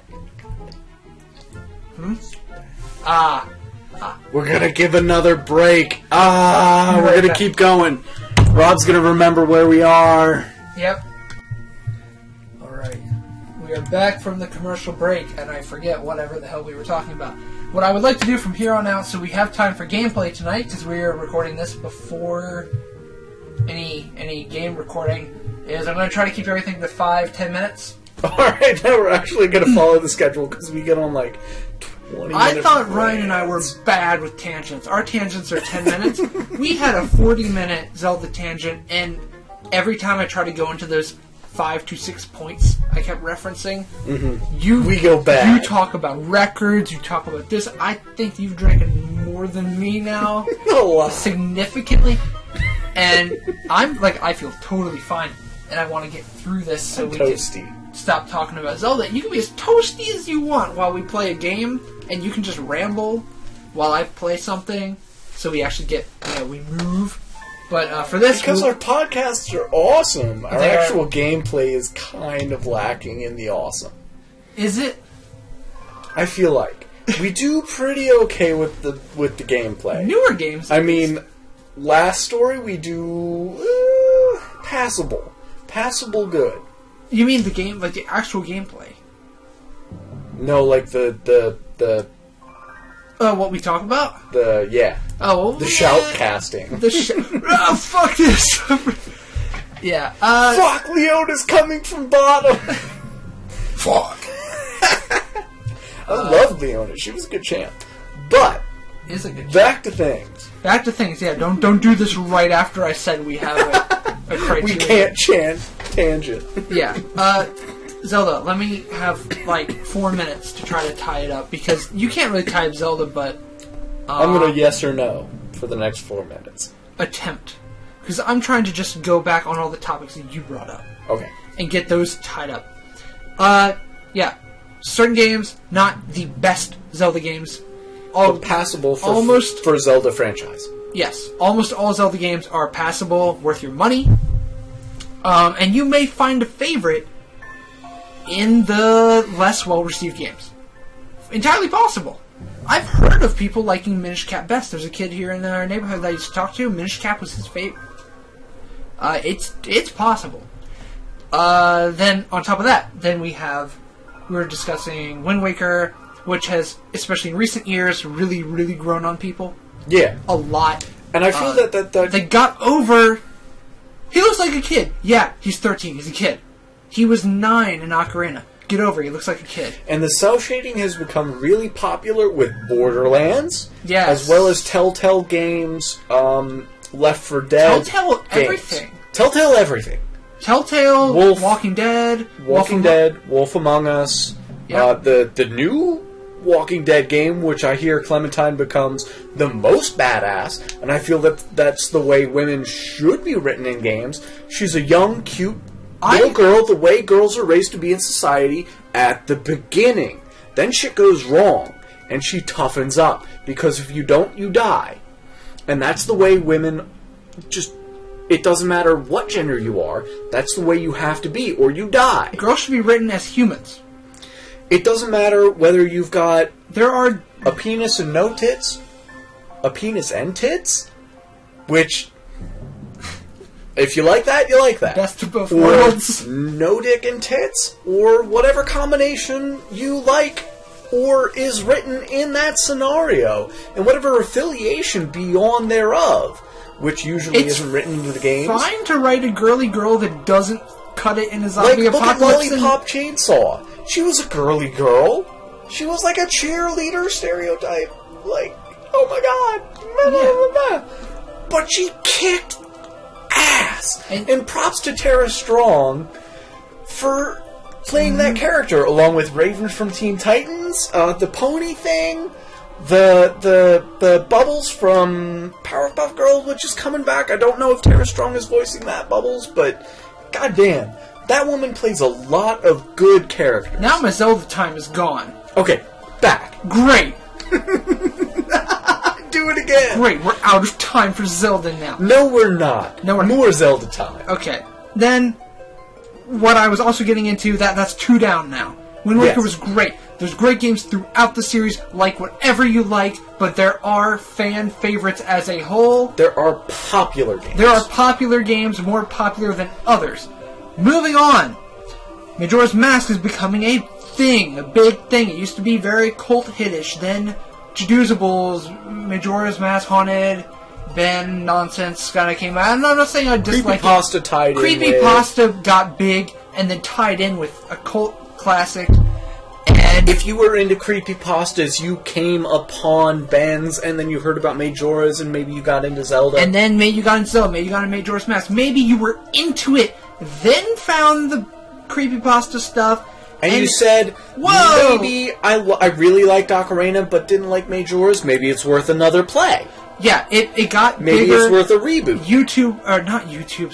eBay prices went up due to Ben. Due to Ben. Which is a shame, because I wish I had gotten it before that. Yeah, but whatever. I bought my second copy prior to that also, or after, prior's before. Mm-hmm. I got my second copy of Majora's, of my 4 copies. After that, then I bought more after, I have one in the box that's collector's edition. I have a collector out of the box. I'm still looking at your Lunar Republic, or Lunar whatever. Lunar Silver Star. God, Lunar Republic, don't... No. I'm sorry. I'm sorry. Lunar Silver Star story. Complete. Sorry. And that's... Yeah, whatever. We'll talk about that someday. Yeah, Majora's Mask come back and kicking some ass, and there's people want to see it. A lot of people were like, back in the day, they're like, Ocarina was like 2 years ago, I'll just play that. I mean, it's... But now we're looking for the hits. And what happened? Now we're looking for the unanimous vote yes. And what people... A lot of us were kids then. Mm-hmm. A few of us were upper teens that got Zelda back in '86, and we're like, okay, cool. But a lot of us were kids and didn't quite get it. Majora's Mask, like we were saying before, and like you were saying and I was saying, Zelda has certain tropes that go throughout the series that are Zelda standbys, that are rewarding your exploring, finding heart pieces, fairies. Link has at the time, Link was new with the companion thing, how he always has a companion, but that was becoming a thing. And you point these out. It's very consumable, and these things are not introduced in Link Between Worlds to be like, shit, we need kids to be able to play this. No, what you're saying was a lot of that stuff is... It's there, but it's not spoon-fed. It's always there, and it's not spoon-fed, but if you sit down to play it, you'll probably have a good time. Yes. What Majora's Mask did, that games before and after didn't do, it has one element that the reason it's my favorite is it has an element that sets it apart, which is its edginess, its darkness. The rest of the series does not quite touch that level of... They don't touch the topics of heavy depression or dying and like not being revived or being saved by the hero. You burn to death when the moon hits. Yeah. You burn to death. Bye. That's a good song to come in at that point. Yeah. Romania and Crimea giving her the Lon Lon milk, their premium milk brand that only adults can have, because she's going to die in 3 hours. So you have a scene where Crimea is allowing her little sister to have that because it doesn't matter. She knows that we're dying in a few hours, and she has an ellipsis as her dialogue that she's just staring at the floor and can't talk. As her little sister is, oh, why are you letting me have this tonight? Blah, blah. And you know. And you're watching the scene like... It's because we're screwed! We're about to die. And the little poor girl doesn't get it. If you don't save her from the aliens, she gets her brain scrambled and can't talk anymore. But, if you don't get it, it's not traumatizing. If you don't get what's going on? Yes. You're young, you're in the same group as the young kid, and you're like, yeah, cool, neat. Things that we're not allowed to do. Once you hit the point that you're allowed to do those things, you understand why you weren't as a young kid, and you understand the ramifications behind being allowed as a young child to do that. Oh, I wasn't trying to touch on like why or why not kids can't have this. No, yeah, I understand. I'm just expounding. Wasting more time. But playing a Zelda game has always been the hero's story, rising up, defeating the great evil. Yeah, he faces adversity, but not in the case of Ganondorf. Life issues that have not been touched upon, have not been deeply there's substance abuse, marriage issues, abuse, like serious stuff that I, out of nowhere, as a young child playing this game, you're exposed to. Whoa! But not in a traumatizing light. No, not quite. It's edged upon, and if you can read into the story, which is why if you have the mental capacity to read into the story, I was a smart enough kid to see that there was something there that wasn't wrong. That wasn't in Super Smash, that wasn't in Mario 64. Mm-hmm. That was there's something subtly wrong. The whole game. The adults aren't talking about it.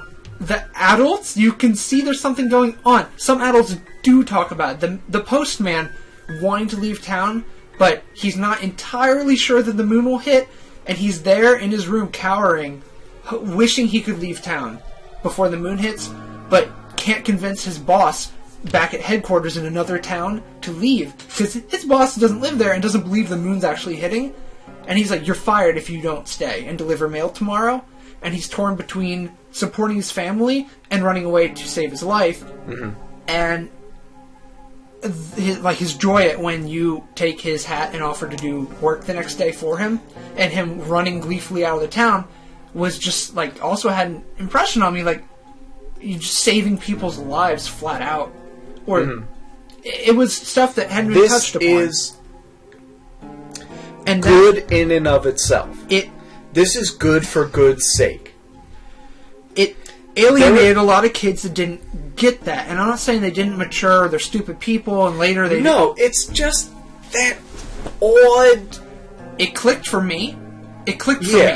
I popped it in. It clicked for me. I thought, whoa, this is a different feeling than any game I've played. I prefer this because I'm getting more feeling out of this. This is whispered conversations in the hall behind a closed door, and rather than...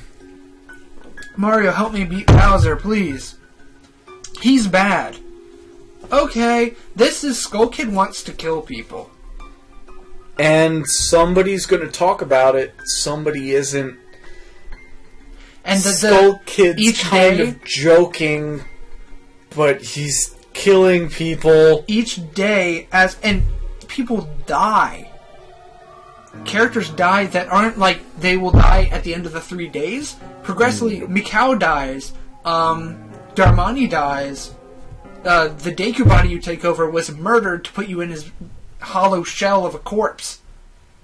And that's one thing, I've only really played to the end of the Deku sequence in Majora's, so You've only played up until the Song of Healing, which is the first 3-day cycle you ever play. Yes. And then I've dicked around in Castle Town. Yeah. But... Clock Town. Clock Town, sorry. Each day, more townspeople disappear as they run to collect at the ranch, which they believe is far enough to save them. But it's really not. It's super not. But they gather there. It's the farthest place they can make it to in the time allotted to them. Because it's blocked off for the first 2 days. So that's the first time they can even leave is the last day. And that's as far as they make it. And they gather there hoping to not die. But they super do. And each day, one of the construction workers disappear, and the construction leader, I don't know what you call it, the foreman. The foreman is balking at them. What cowards? Blah blah. And you can talk to the remaining workers and how they're so afraid. They want to leave, and they get it. It's hitting. It's gonna crash. And all that. I could go on for hours. I literally could. I will cut it here and say that it had that one element that was not a gameplay element. Element of unsettling unease. Damon and I. Just that really weird... The fans don't know who Damon is. The world is afraid. Damon and I went over this for a long-ass time after being Super Metroid one night. We had a few beers together and went over just this topic. And we boiled it down to Majora's Mask has something that kids don't get anymore. Not everyone's a winner. In that game, if you fuck up, you lose. I know games, you lose, you get game overs.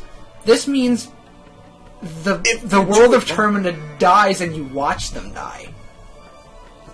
And there's people that you don't get shot in the head and you fall over and you can see other NPCs shooting back and continuing. No. The fight is over and you have lost. You are entirely... And it's not entirely your thing. The other thing is your time because you were trying. But you still messed up. I mean, things you could have done right will now not be set right. And also, within your 3-day time limit, there's people you have to see suffering and pass up. You're forced to choose who you want to help out. You can repeat time, which is a big part of the game. But assuming you don't go for 100% playthrough, the ending sequence is even different, depending on who you helped. Spoiler alert. Get ready. You're going to mute your things for about 20 seconds. Anju and Cafe will not get married, to my knowledge, if you don't help them get the couple's mask. Yeah. He remains as I believe he still is a child even. But he is too ashamed to show his face as a child because he's been changed into a child by Skull Kid and is alone. And they even, when you get the couple's mask, the way you get it is they're in a room together and they decide to just wait it out and die together. And they give you their mask there. We don't need it because we're not going to live to the wedding. And then you jump back in time just as they die. It's a mature game. It's a macabre game. Not everyone's a winner. But it's macabre, it's mature, but it's written in a way that's not offensive. Oh, not at all. And that is a nuance and an art style that is... It's not vulgar. No, it's not vulgar. You can sell these games as all but E.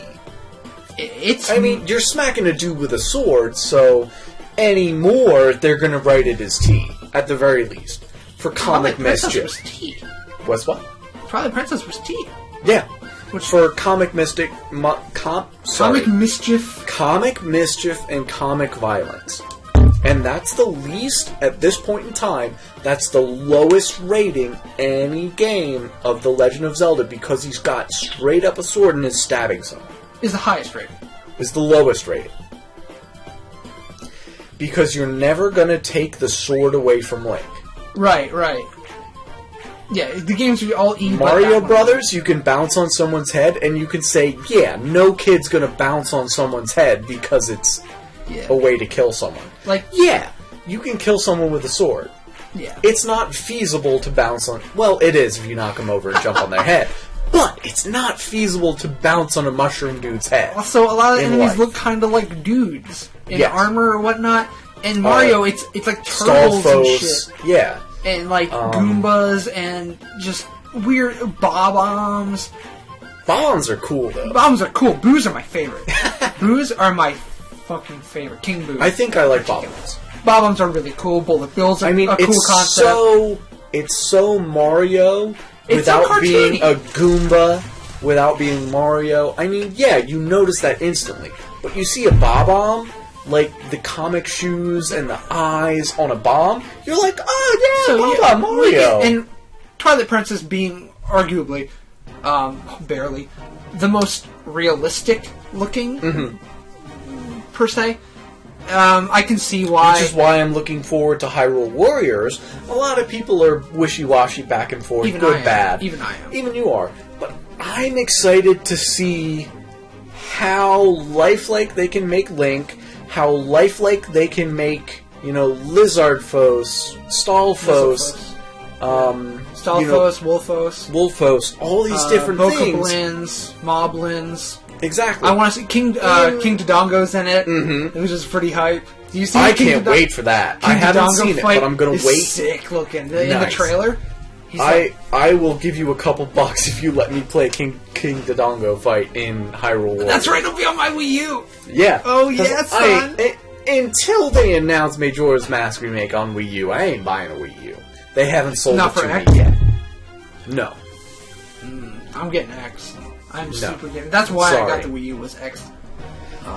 It hasn't sold me yet, which we'll get to consoles later. But... Hopefully! I was playing pretty quick on Zelda, so you say what you gotta say, but I will tie it up. So, I can't wait to see how lifelike and realistic they can make Zelda while keeping to the franchise gold medal of, consumable by all audiences games. Yes. Because even with Majora's Mask being as macabre and depressing as it was, as depressing of the story as it was, you could play it as a 10-year-old, an 11-year-old, 12-year-old, 9-year-old, and not, even then, I was 9, and not be, traumatized. Well, I say traumatized. I had nightmares. Affected. I had nightmares. Of Bottom of the Well, of things. I mean, you would have had nightmares as a young child. The Moon, Skull Kid were mostly mine. Definitely, there are things to have nightmares about. Yeah. There are things that are unavoidably bad. Yeah. In that game, you will deal with some In this game, it gives you things that are unavoidably bad. And it's not just glossing over, unavoidably bad, some guy that you were hanging out with and shooting bad guys with gets shot. That's unavoidably bad, yes. Yeah. But in a way that is vulgar and not... Splatters all over the place. Splatters. Yeah, Majora's Mask ain't like that. I'm not saying, fully traumatizing, going to make, a violence complex in children. I'm on the fence about that. I haven't seen test numbers. I haven't done any research on my own. The key is just know what your kid can handle. Stuff. Yes. A 9-year-old and a 10 and 12-year-old can handle the kind of things that are put into the game in Majora's. Yeah. I personally don't believe it's beneficiary to put them into Call of Duty, where the sole purpose of the game is to apply unavoidable bad situations onto another person. Yeah. Kill people. To kill people. To kill people. Link's I don't believe that's never beneficiary. Link never but I don't believe it's traumatized. From the get-go to even pick up a sword, much less a gun. Yes. Link was forced into an Ocarina, was woken up, do this shit. Majora's Mask forced. Forced harder. You have 3 days to do this shit. And I mean, that's an unavoidable negative situation. It is, but you don't... Sometimes, I mean... The game, all you spend your time doing is helping people. Beyond in a lifetime. It's college finals. You wake up, and a certain week is bad. Because you've got 8 tests. And they determine the way your life comes out. Because if you fail them, you go back. And you just wasted $2,000 to $12,000 of your life. Yep. That you've got to pay back. Yep.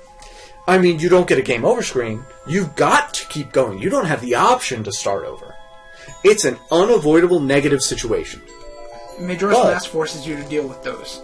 Yes. It's in a way that you can step away from. And it introduces and sinks you into those situations in a way that it's variable immersion. And I really, even as a child, appreciated that. And I could kind of see it, that this game was hinting at something a little more. It had heavy implications. It did not push me away from playing. It was not too deep. It was deep enough to really have an impact on me as a 9-year-old. And never left me, and I can still play it today. And never left you over your head. I could always kind of handle it. You could keep playing. And the one thing the game always had... You could solve the puzzles. And what is very blunt thing the game always had, which you can take as any kind of... Is that ticking clock. Is a moon. A literal... Not even the clock on your screen. If you look up, you see the shit that's coming to kill you smiling at you. Yep. And getting closer. It gets bigger. Day by day. It rumbles sometimes and grows as it gets closer. And it's right there, and he's smiling at you. I'm gonna crush you. He loves it. He loves it. He's yucking it up. Why does the moon have a face? He's pulling the moon down. Why does it have a face now? It didn't have a face in Ocarina. Why does it have a face? Oh, dude, remember that fucking JPG moon in, That was a glitch in Castlevania? I have it. Oh, that was the best. I have it on Go the back N64. to our other channel and watch that JPG moon square scroll across the screen. We laughed hard. It was good. And it was good. Okay, well, we will try to move on now, because now I keep zoning out looking at my poster. Majora's. My Majora's poster from the Versus Books strategy guide, which my go-to guide for Majora's. So anyone who's going to get into it... You're not a Prima guy. For Majora's. Now, you do have a Prima guide for... Ocarina. I also have a Versus guide and a Brady Games. For Ocarina. I have 3 guides. Which was first? A Link to the Past? No, which was earlier? Ocarina or A Link to the Past? Link to the Past, 1993. You have a Prima guide sitting here that I can see. Oh, I thought you were talking about this, because this is also Prima. Yes, but you have on top of that, before Prima was working with Nintendo. Yeah. Prima, the guy. A Link to the Past guide. A Link to the Past, Game Secrets guide. Yes, I picked that up for $5. This was some guy played through and wrote a goddamn manual. Unofficial. And he uses curse words throughout the book.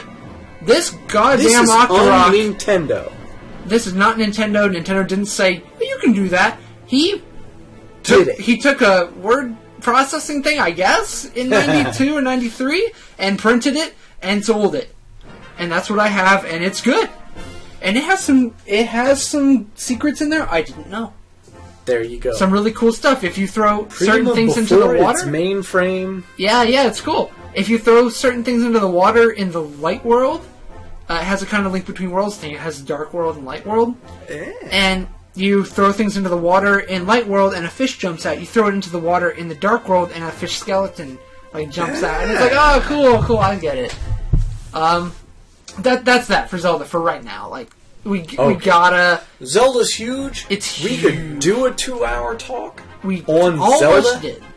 And I love it. We should have the Zelda because say what? ZeldaCast. I would love to have a ZeldaCast. Next one's a ZeldaCast. Next one's a ZeldaCast. But this one's not ZeldaCast. What else do we have on the list? Okay, I have here all that it says on the thing. Mm-hmm. I just wrote real life. What I wanted to go over was just that I watched Ponyo. It was really cool. We got into Studio Ghibli. That's awesome. We got big on that. I went shopping. Collect your DVDs. Collect your DVDs. I went shopping for some games and stuff. Turns out, now that I think about it, that was last Saturday. Me and Ryan did a podcast. We went over what I bought. That's all good. Since then, I would like to get, speaking of real life collecting and games, I would like to get Breath of Fire Awakening. You reminded me. Because I want to get into those. I want to get into Breath of Fire Awakening. Because I bought you Breath of Fire 4. Breath of and Fire you said Awakening. It was out of the park. What you mean is Fire Emblem. That's not Breath of Fire. No! I'm sorry, guys. You fuck up hard constantly. Breath of Fire Awakening. I'm like, Breath of Fire Awakening? No. Fire Emblem Awakening. Fire Emblem Awakening. That's what I want to get. But I bought you Breath of Fire 4. Which was and my next that, thing. Yeah. Was going to go to real life. You do your thing. I completed Breath of Fire 4 last week. That I bought for it. That you bought for me, which I was going to into as I complete. I completed it, and to me, it's my close second. Oh, pardon me.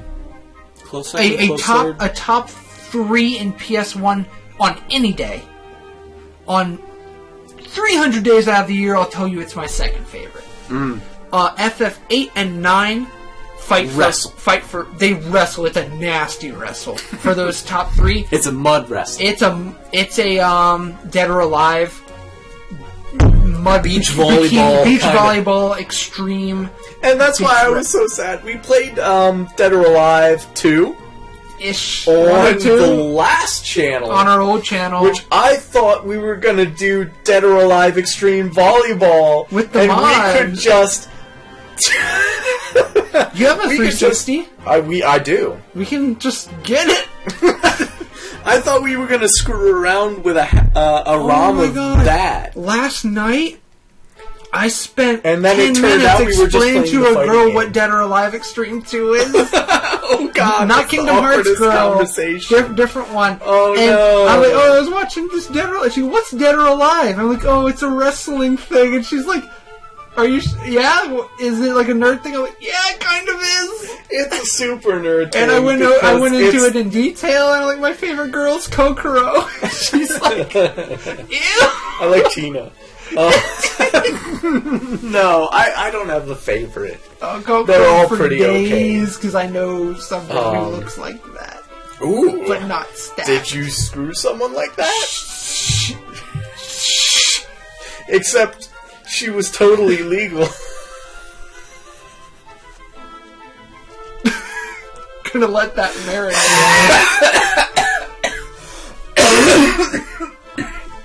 But yeah. So I don't know why we're talking about Dead or Alive now. No, because Breath of Fire. Breath of Fire 4 is someone says what's an RPG? That's a game I would hand them in my box of here's an RPG. If I got them a cardboard box of here's what you play to know what an RPG is, a JRPG. Breath of Fire 4 would be in there near the top of the stack, especially on PS1. What would you give them to make a welcome wagon game? A consumable but quality JRPG that's going to not push them away with complexity and depth, but also allow them to explore the possibility to take as much time and not feel a consequence, but a positive from spending time putting thought into the way they play and the way they build and feel about their characters. They're getting Would off. you They're give them getting a off Legend of Zelda game? They're getting off the plane from non-JRPG land, and I'm standing there holding something to hand to them. Yes. Pokemon. I can understand that really great. A 6-year-old can play through Pokemon. Yes, they can. A 40-year-old can play a 400-hour playthrough through Pokemon. Exactly. And you know what? That's a fantastic answer. I had never thought of that. Pokemon, and that's a really great answer. Is as deep as you want it to be. Exactly. You can play through with 6 Pokemon it's so welcoming. Because you can't read what the shopkeeper is saying to sell you more Pokeballs, and you only have 6 Pokemon. And you don't know how to work the PC because you can barely read. You can still beat Pokemon. Yes, you can. You can be like Ryan and play Pokemon. Yes, you can. I was about to say Wonder Trade and Wonder Trade out the ass. Give them Pokerus, the virus. You can get your effort values and your IVs and your stuff. I don't even touch. And shinies and sizes. You if can Pokemon play. Has that. As a kid. There's challenge battles and the Pokemon Chateau. Or Maison. Whatever you want to do. Privileged enough to have a neighbor twice my age next door who introduced me to Zelda and Final Fantasy, and would come over, which I realize now is kind of being babysat. Like he was sort of paid to be over sometimes, but sometimes he'd even I don't have any friends go. You want to come watch me play Final Fantasy, and change my fucking life. Final Fantasy Tactics Zarkyle Falls with Trisection playing. My favorite stage of anything is that specific combination. When you land on that on the map, don't talk to me. I'm having a moment. But as a little babby Rob, Final Fantasy 8 or 9 but now when you said what's a welcome wagon, FF8 is not junction system, all that shit. Yeah, that's really not. I was a little inbred. That's great. Autistic as fuck. I must have been 8-year-old to figure out the junction system.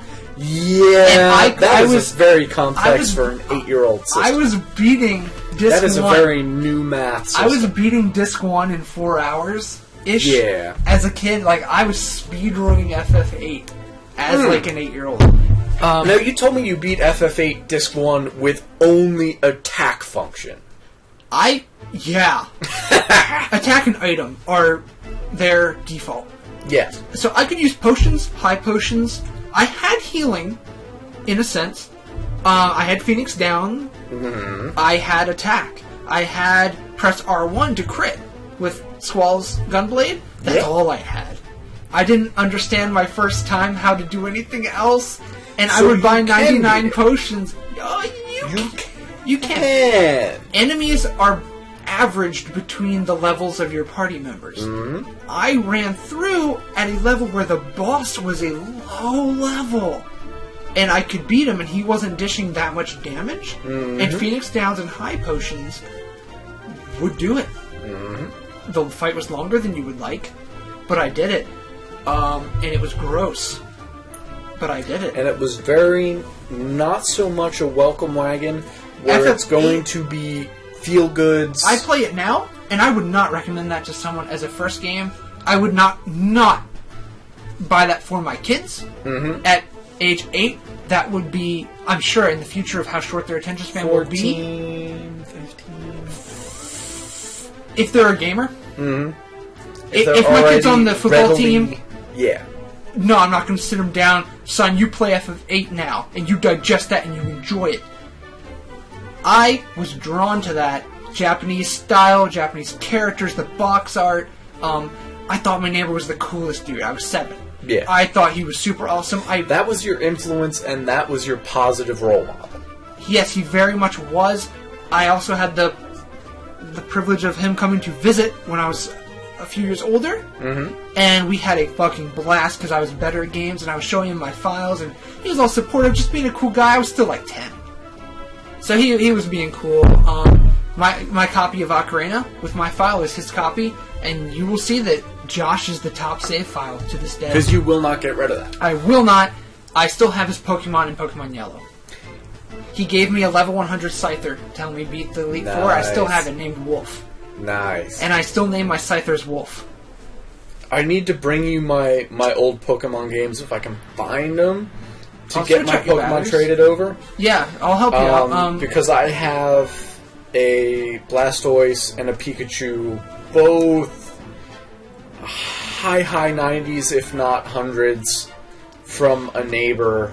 I have as well as I gave to my nephew, which my ex. Shit, I need to get those back. She has Pokemon on her game? Oh, cards, okay. Cards. Like, I can't transfer over cards. 1,000 cards. Like, enough. My mom sold my cards. Like, you know those 3-inch binders they used to sell that for, collecting Pokemon cards? I know. I used to bust them open with how many cards that I had. I know. And she's got them. The energies, man. The energy. Oh my god, I had like 2-3 pages of energy because they wouldn't fit in the damn slots. And your plastings were all ripped side, right? On the energy pages? Right. Yep. I know that feel. But I've got those, and I really want to ask her back for them. But I don't want to be a dick and, say, hey, my Pokemon cards. I'll ask. I want them back. I'll ask. So badly. I'll ask. Because that's like my childhood. Not to give... she lives close enough. Yeah. So I'll ask if you want me to.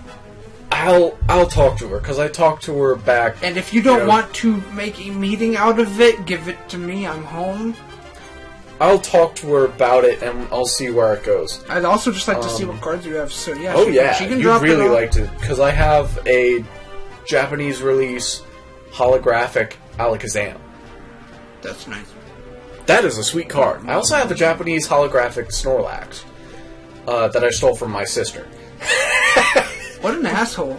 Don't steal Snorlax from people. Hey, it was a Japanese holographic Snorlax.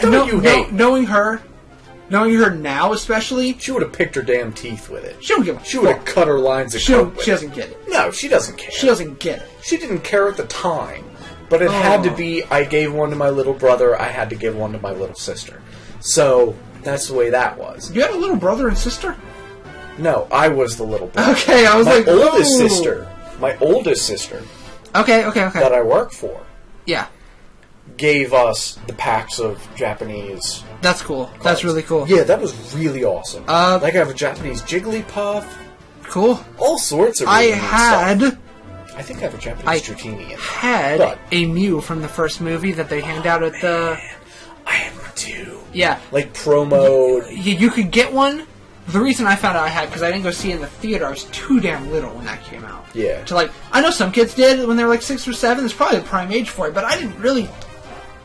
even know my brain was just still too mushy to understand. There's a movie. Ask your parents to take you to this Pokemon movie. Yeah. And I got my card along with, I believe, renting or buying the movie. Yeah. One cool thing I will mention, that there were Pokemon Snap printout stations. Oh? How cool is that? That's at awesome. Blockbusters. You could plug your cartridge in and print your...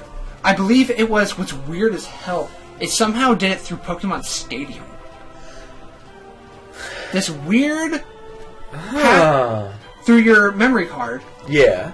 And then Pokemon Stadium had a photo viewer that's saved on your memory card, and then it has a thing where it waits, it keeps pinging, it's connect to station or waiting for a connection ping, and it'll connect to this terminal and print some of your Pokemon Snap stuff. It's weird. That's weird. And I want to do it. Ryan has the Game Boy printer. The Game Boy printer? That's disgusting. They have one over at... Go away. They have one at our farmer's market. Go away. It starts with the Z for $12 with paper in it. That's disgusting. And I was this close to getting one, got the camera instead. I had $60 to burn still from Christmas, and I would have started dipping into, real money. Quote unquote. Quote unquote real money. And was no. But yeah, what song is this on the Zelda OST? Because this is a big... This is boss music. Ish. I forget what boss it is. I don't. At this is a big one. This is a big one. One of the last two you would do. Yeah. What this you is asked the last me originally, low rule boss? Probably. I don't remember what it is. Right now, I can't remember. It's a good one. It's a big one. What you asked was, what's a welcome wagon? You have not played an JRPG, or you're not experienced with them. What can I hand you to teach you the mechanics in a way that's not like, I can't do the hand motion because people will be like, what the hell is he doing? But, whoa, step back. Like, that's that's too deep. Like a Final Fantasy game. Pokemon. And that's an awesome answer. I've actually never heard that answer as, like, a welcome back in JRPG game. It is, though. And it really is. You've got your party mechanic. You've got your type mechanic. XP, types, character classes, in a way. Mm-hmm. Because you can find Pokemon that have more HP, less damage. More damage, less HP. Yep. Specials. And you make a party. And you do. You balance. And if you're losing, you go out and you fix it. And there's boss battles in the farm of gym leaders. There's random encounters. It's Final Fantasy with Pokemon. And that's awesome. That is going to be my new answer from now on. How to introduce yourself to JRPGs. And RPGs in general. When people ask me what would I... For example, Ryan does not play them. Really. Yeah, he doesn't play heavy RPGs. Or mid-tier. He plays... and then he's like, what would I play to get into? I said, Pokemon. You're already in. And I said, you just take a look at this. And we played some FF9. He's like, oh, okay, so when you look at the menu, I'm like, does this look familiar? And there's attack, item, magic, and it's like a little different, right? Specials fit into more specials. Yeah. Then there's other stuff, limit breaks and stuff that is not Pokemon-ish. You're going the step beyond. That's your step beyond. Right, that can really break... There's the line. A new player's drive to get better and become involved with the story and the characters and the party you build. There's 45 minutes of talking, walking around a town, figuring out where do I go. There's Pokemon doesn't have that, but it still has a quality and immersive and self-involving it's addicting. story. It's more addicting, I'd say, than Final Fantasy. It's not. I was very disappointed in the current generation of Pokemon games with the amount of immersion just in the straight-up story that I could find. In the story, yes. Yes. The original story was such a... Is it because we were little, though? It could have been. Looking at it now, the story ain't that heavy. Professor Oak says like 3 lines of shit, and it's not really a deep story. But you couldn't... It wasn't so much... I'm not saying it was spoon-fed in the new stories, but it was very, very intuitive. They were making it so little kids can pick it up now. So smooth. And that can be a very good thing. They've smoothed out the bumps. They've made it such a glassy and easy experience, such an easy listening experience. That's kind of what I like. And it's evolving. Because that's the way the media is moving, is a very seamless experience. Yeah. And they did that well. But I'm so used to a very hiccupy and... You're used to the jank. I'm used to it. And you miss the jank. I'm used to the, half hour of... What the goddamn balls am I doing in this city when I need to be, 2 cities back because of this story thing? And they just make it so clear and so well done. That's Tales of Symphonia. It's Tales of the Abyss / Symphonia. It's like, the fuck do I do? And there's nowhere in the menu even that tells you, what you're doing. Zillia has one little line, at the bottom, I believe, that's just a thing, and then it has a key, place, or person, in a blue highlighted text. Mm-hmm. It's meet with what's-his-fuck in wherever.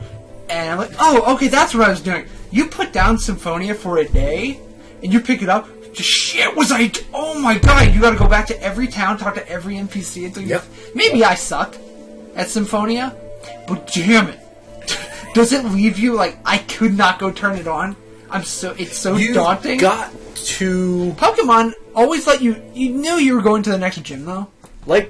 People in that town, if you hadn't completed that thing, if you talked to enough people around where you were, it gave you little hints. That's what an RPG should do, and Symphonia does. If you were in, the city before you had to go back to the electric station, and you went to that town, and you hadn't done the electric station yet, they would talk about, we're out of power.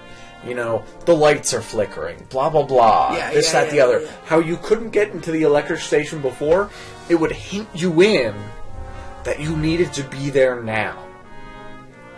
So it was hiccupy, and you had to involve yourself, and you had to move around. Yes. Fuck Silph. Walking around that office with the... Oh, my God. Yeah. But we'll keep moving, because we have already broken... So that was very self-immersive, and that's a very good welcome wagon experience. Very much and so. If you are listening and you aren't big into the JRPGs, which I don't know how you've found your way here if you aren't, but props, find your way there. If you haven't... If you don't have the money for a 3DS or a DS even, go back. Go to your, get a Game Boy Color on eBay for $25. Get Pokemon Red or Blue. Or Yellow. Or Yellow. Whatever. Yellow's my favorite. I liked Yellow. I grew up with Yellow. Yellow's what and then my sister had Blue, and whenever I wanted to play it, I'd just jank it. So... As I smile at my Blue in the box over on the shelf. She had a box for it. I think it's still in her closet. I need to steal it if she does. Because she's more into dope than... Yeah, she's more into dope than games anymore. Yeah. But she's getting better. She's getting hugely better. So I joke about that now, but she's better. Yeah, I did. She's recovering now, and I joke about it. That was on the last And I realize... If you're someone that's dealing with an addiction like that, or someone that's recovering from addiction like that, you are a person that can get over that and deal without that, and find something that's going to be a positive influence rather than the negative influence that you've been dealing with. Drugs are expensive. Sometimes gaming influences can be too. But think about it. You buy a gram of Coke, or you buy... It's gone in a minute. It's gone in a minute, and you feel good for an hour or an hour and a half. You buy Ocarina of Time, and then you crash and you feel bad. Years. And then you crash and you feel bad. Or you buy a video game, and you get a 40-hour playthrough. Hopefully you buy a game that is a 40-hour playthrough and an enjoyable 40 Or you hours. buy one of the new Pokemon games, and you get a 25-hour playthrough. Yeah. But you still enjoy it. Anyone who's 2 hours, 10 minutes plus into the podcast... We've gotten over 2 points in our main scheme of things. Yeah.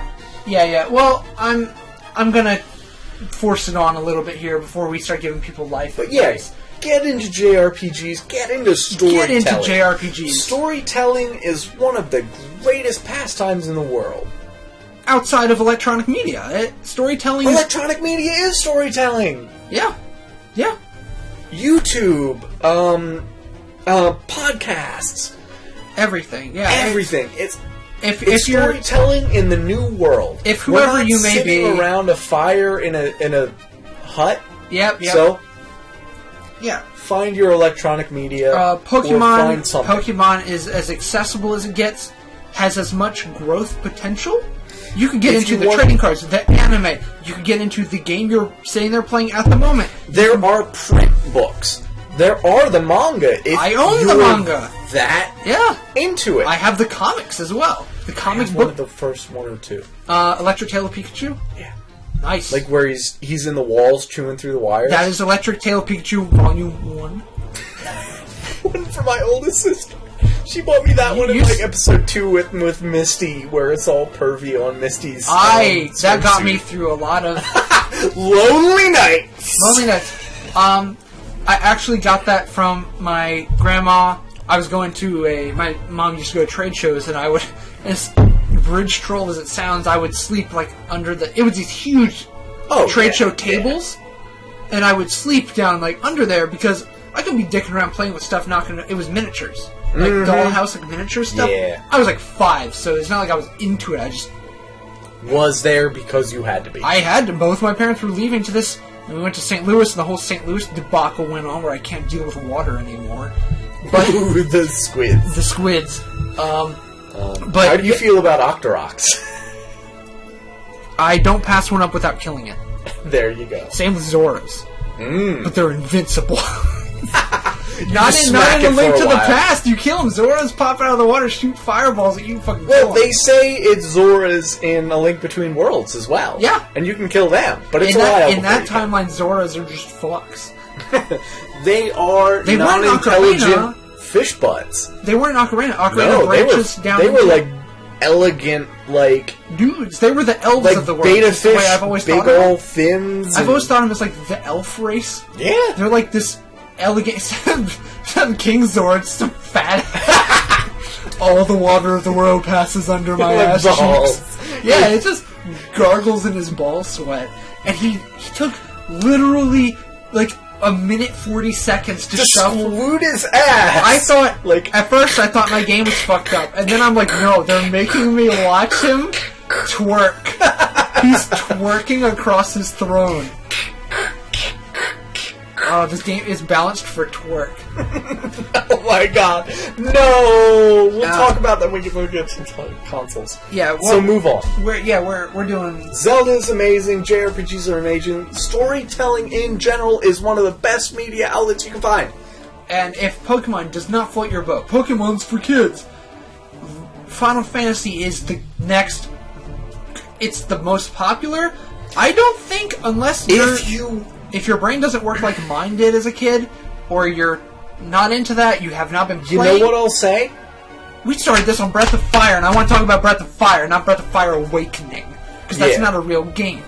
Breath of Fire 4 would be my second suggestion. There are parts where the story is unclear and you will get stuck, but we have the internet now. I know you have internet if you're hearing this, so... You can go on Game FAQs. Or you're at the library. Or you're at the library where they have it. In which... Yeah, which I hope you're wearing headphones. You can look... Or everybody's crowding around your computer. In which case, open up a couple tabs to count for the views. You know, raise some hands. Right.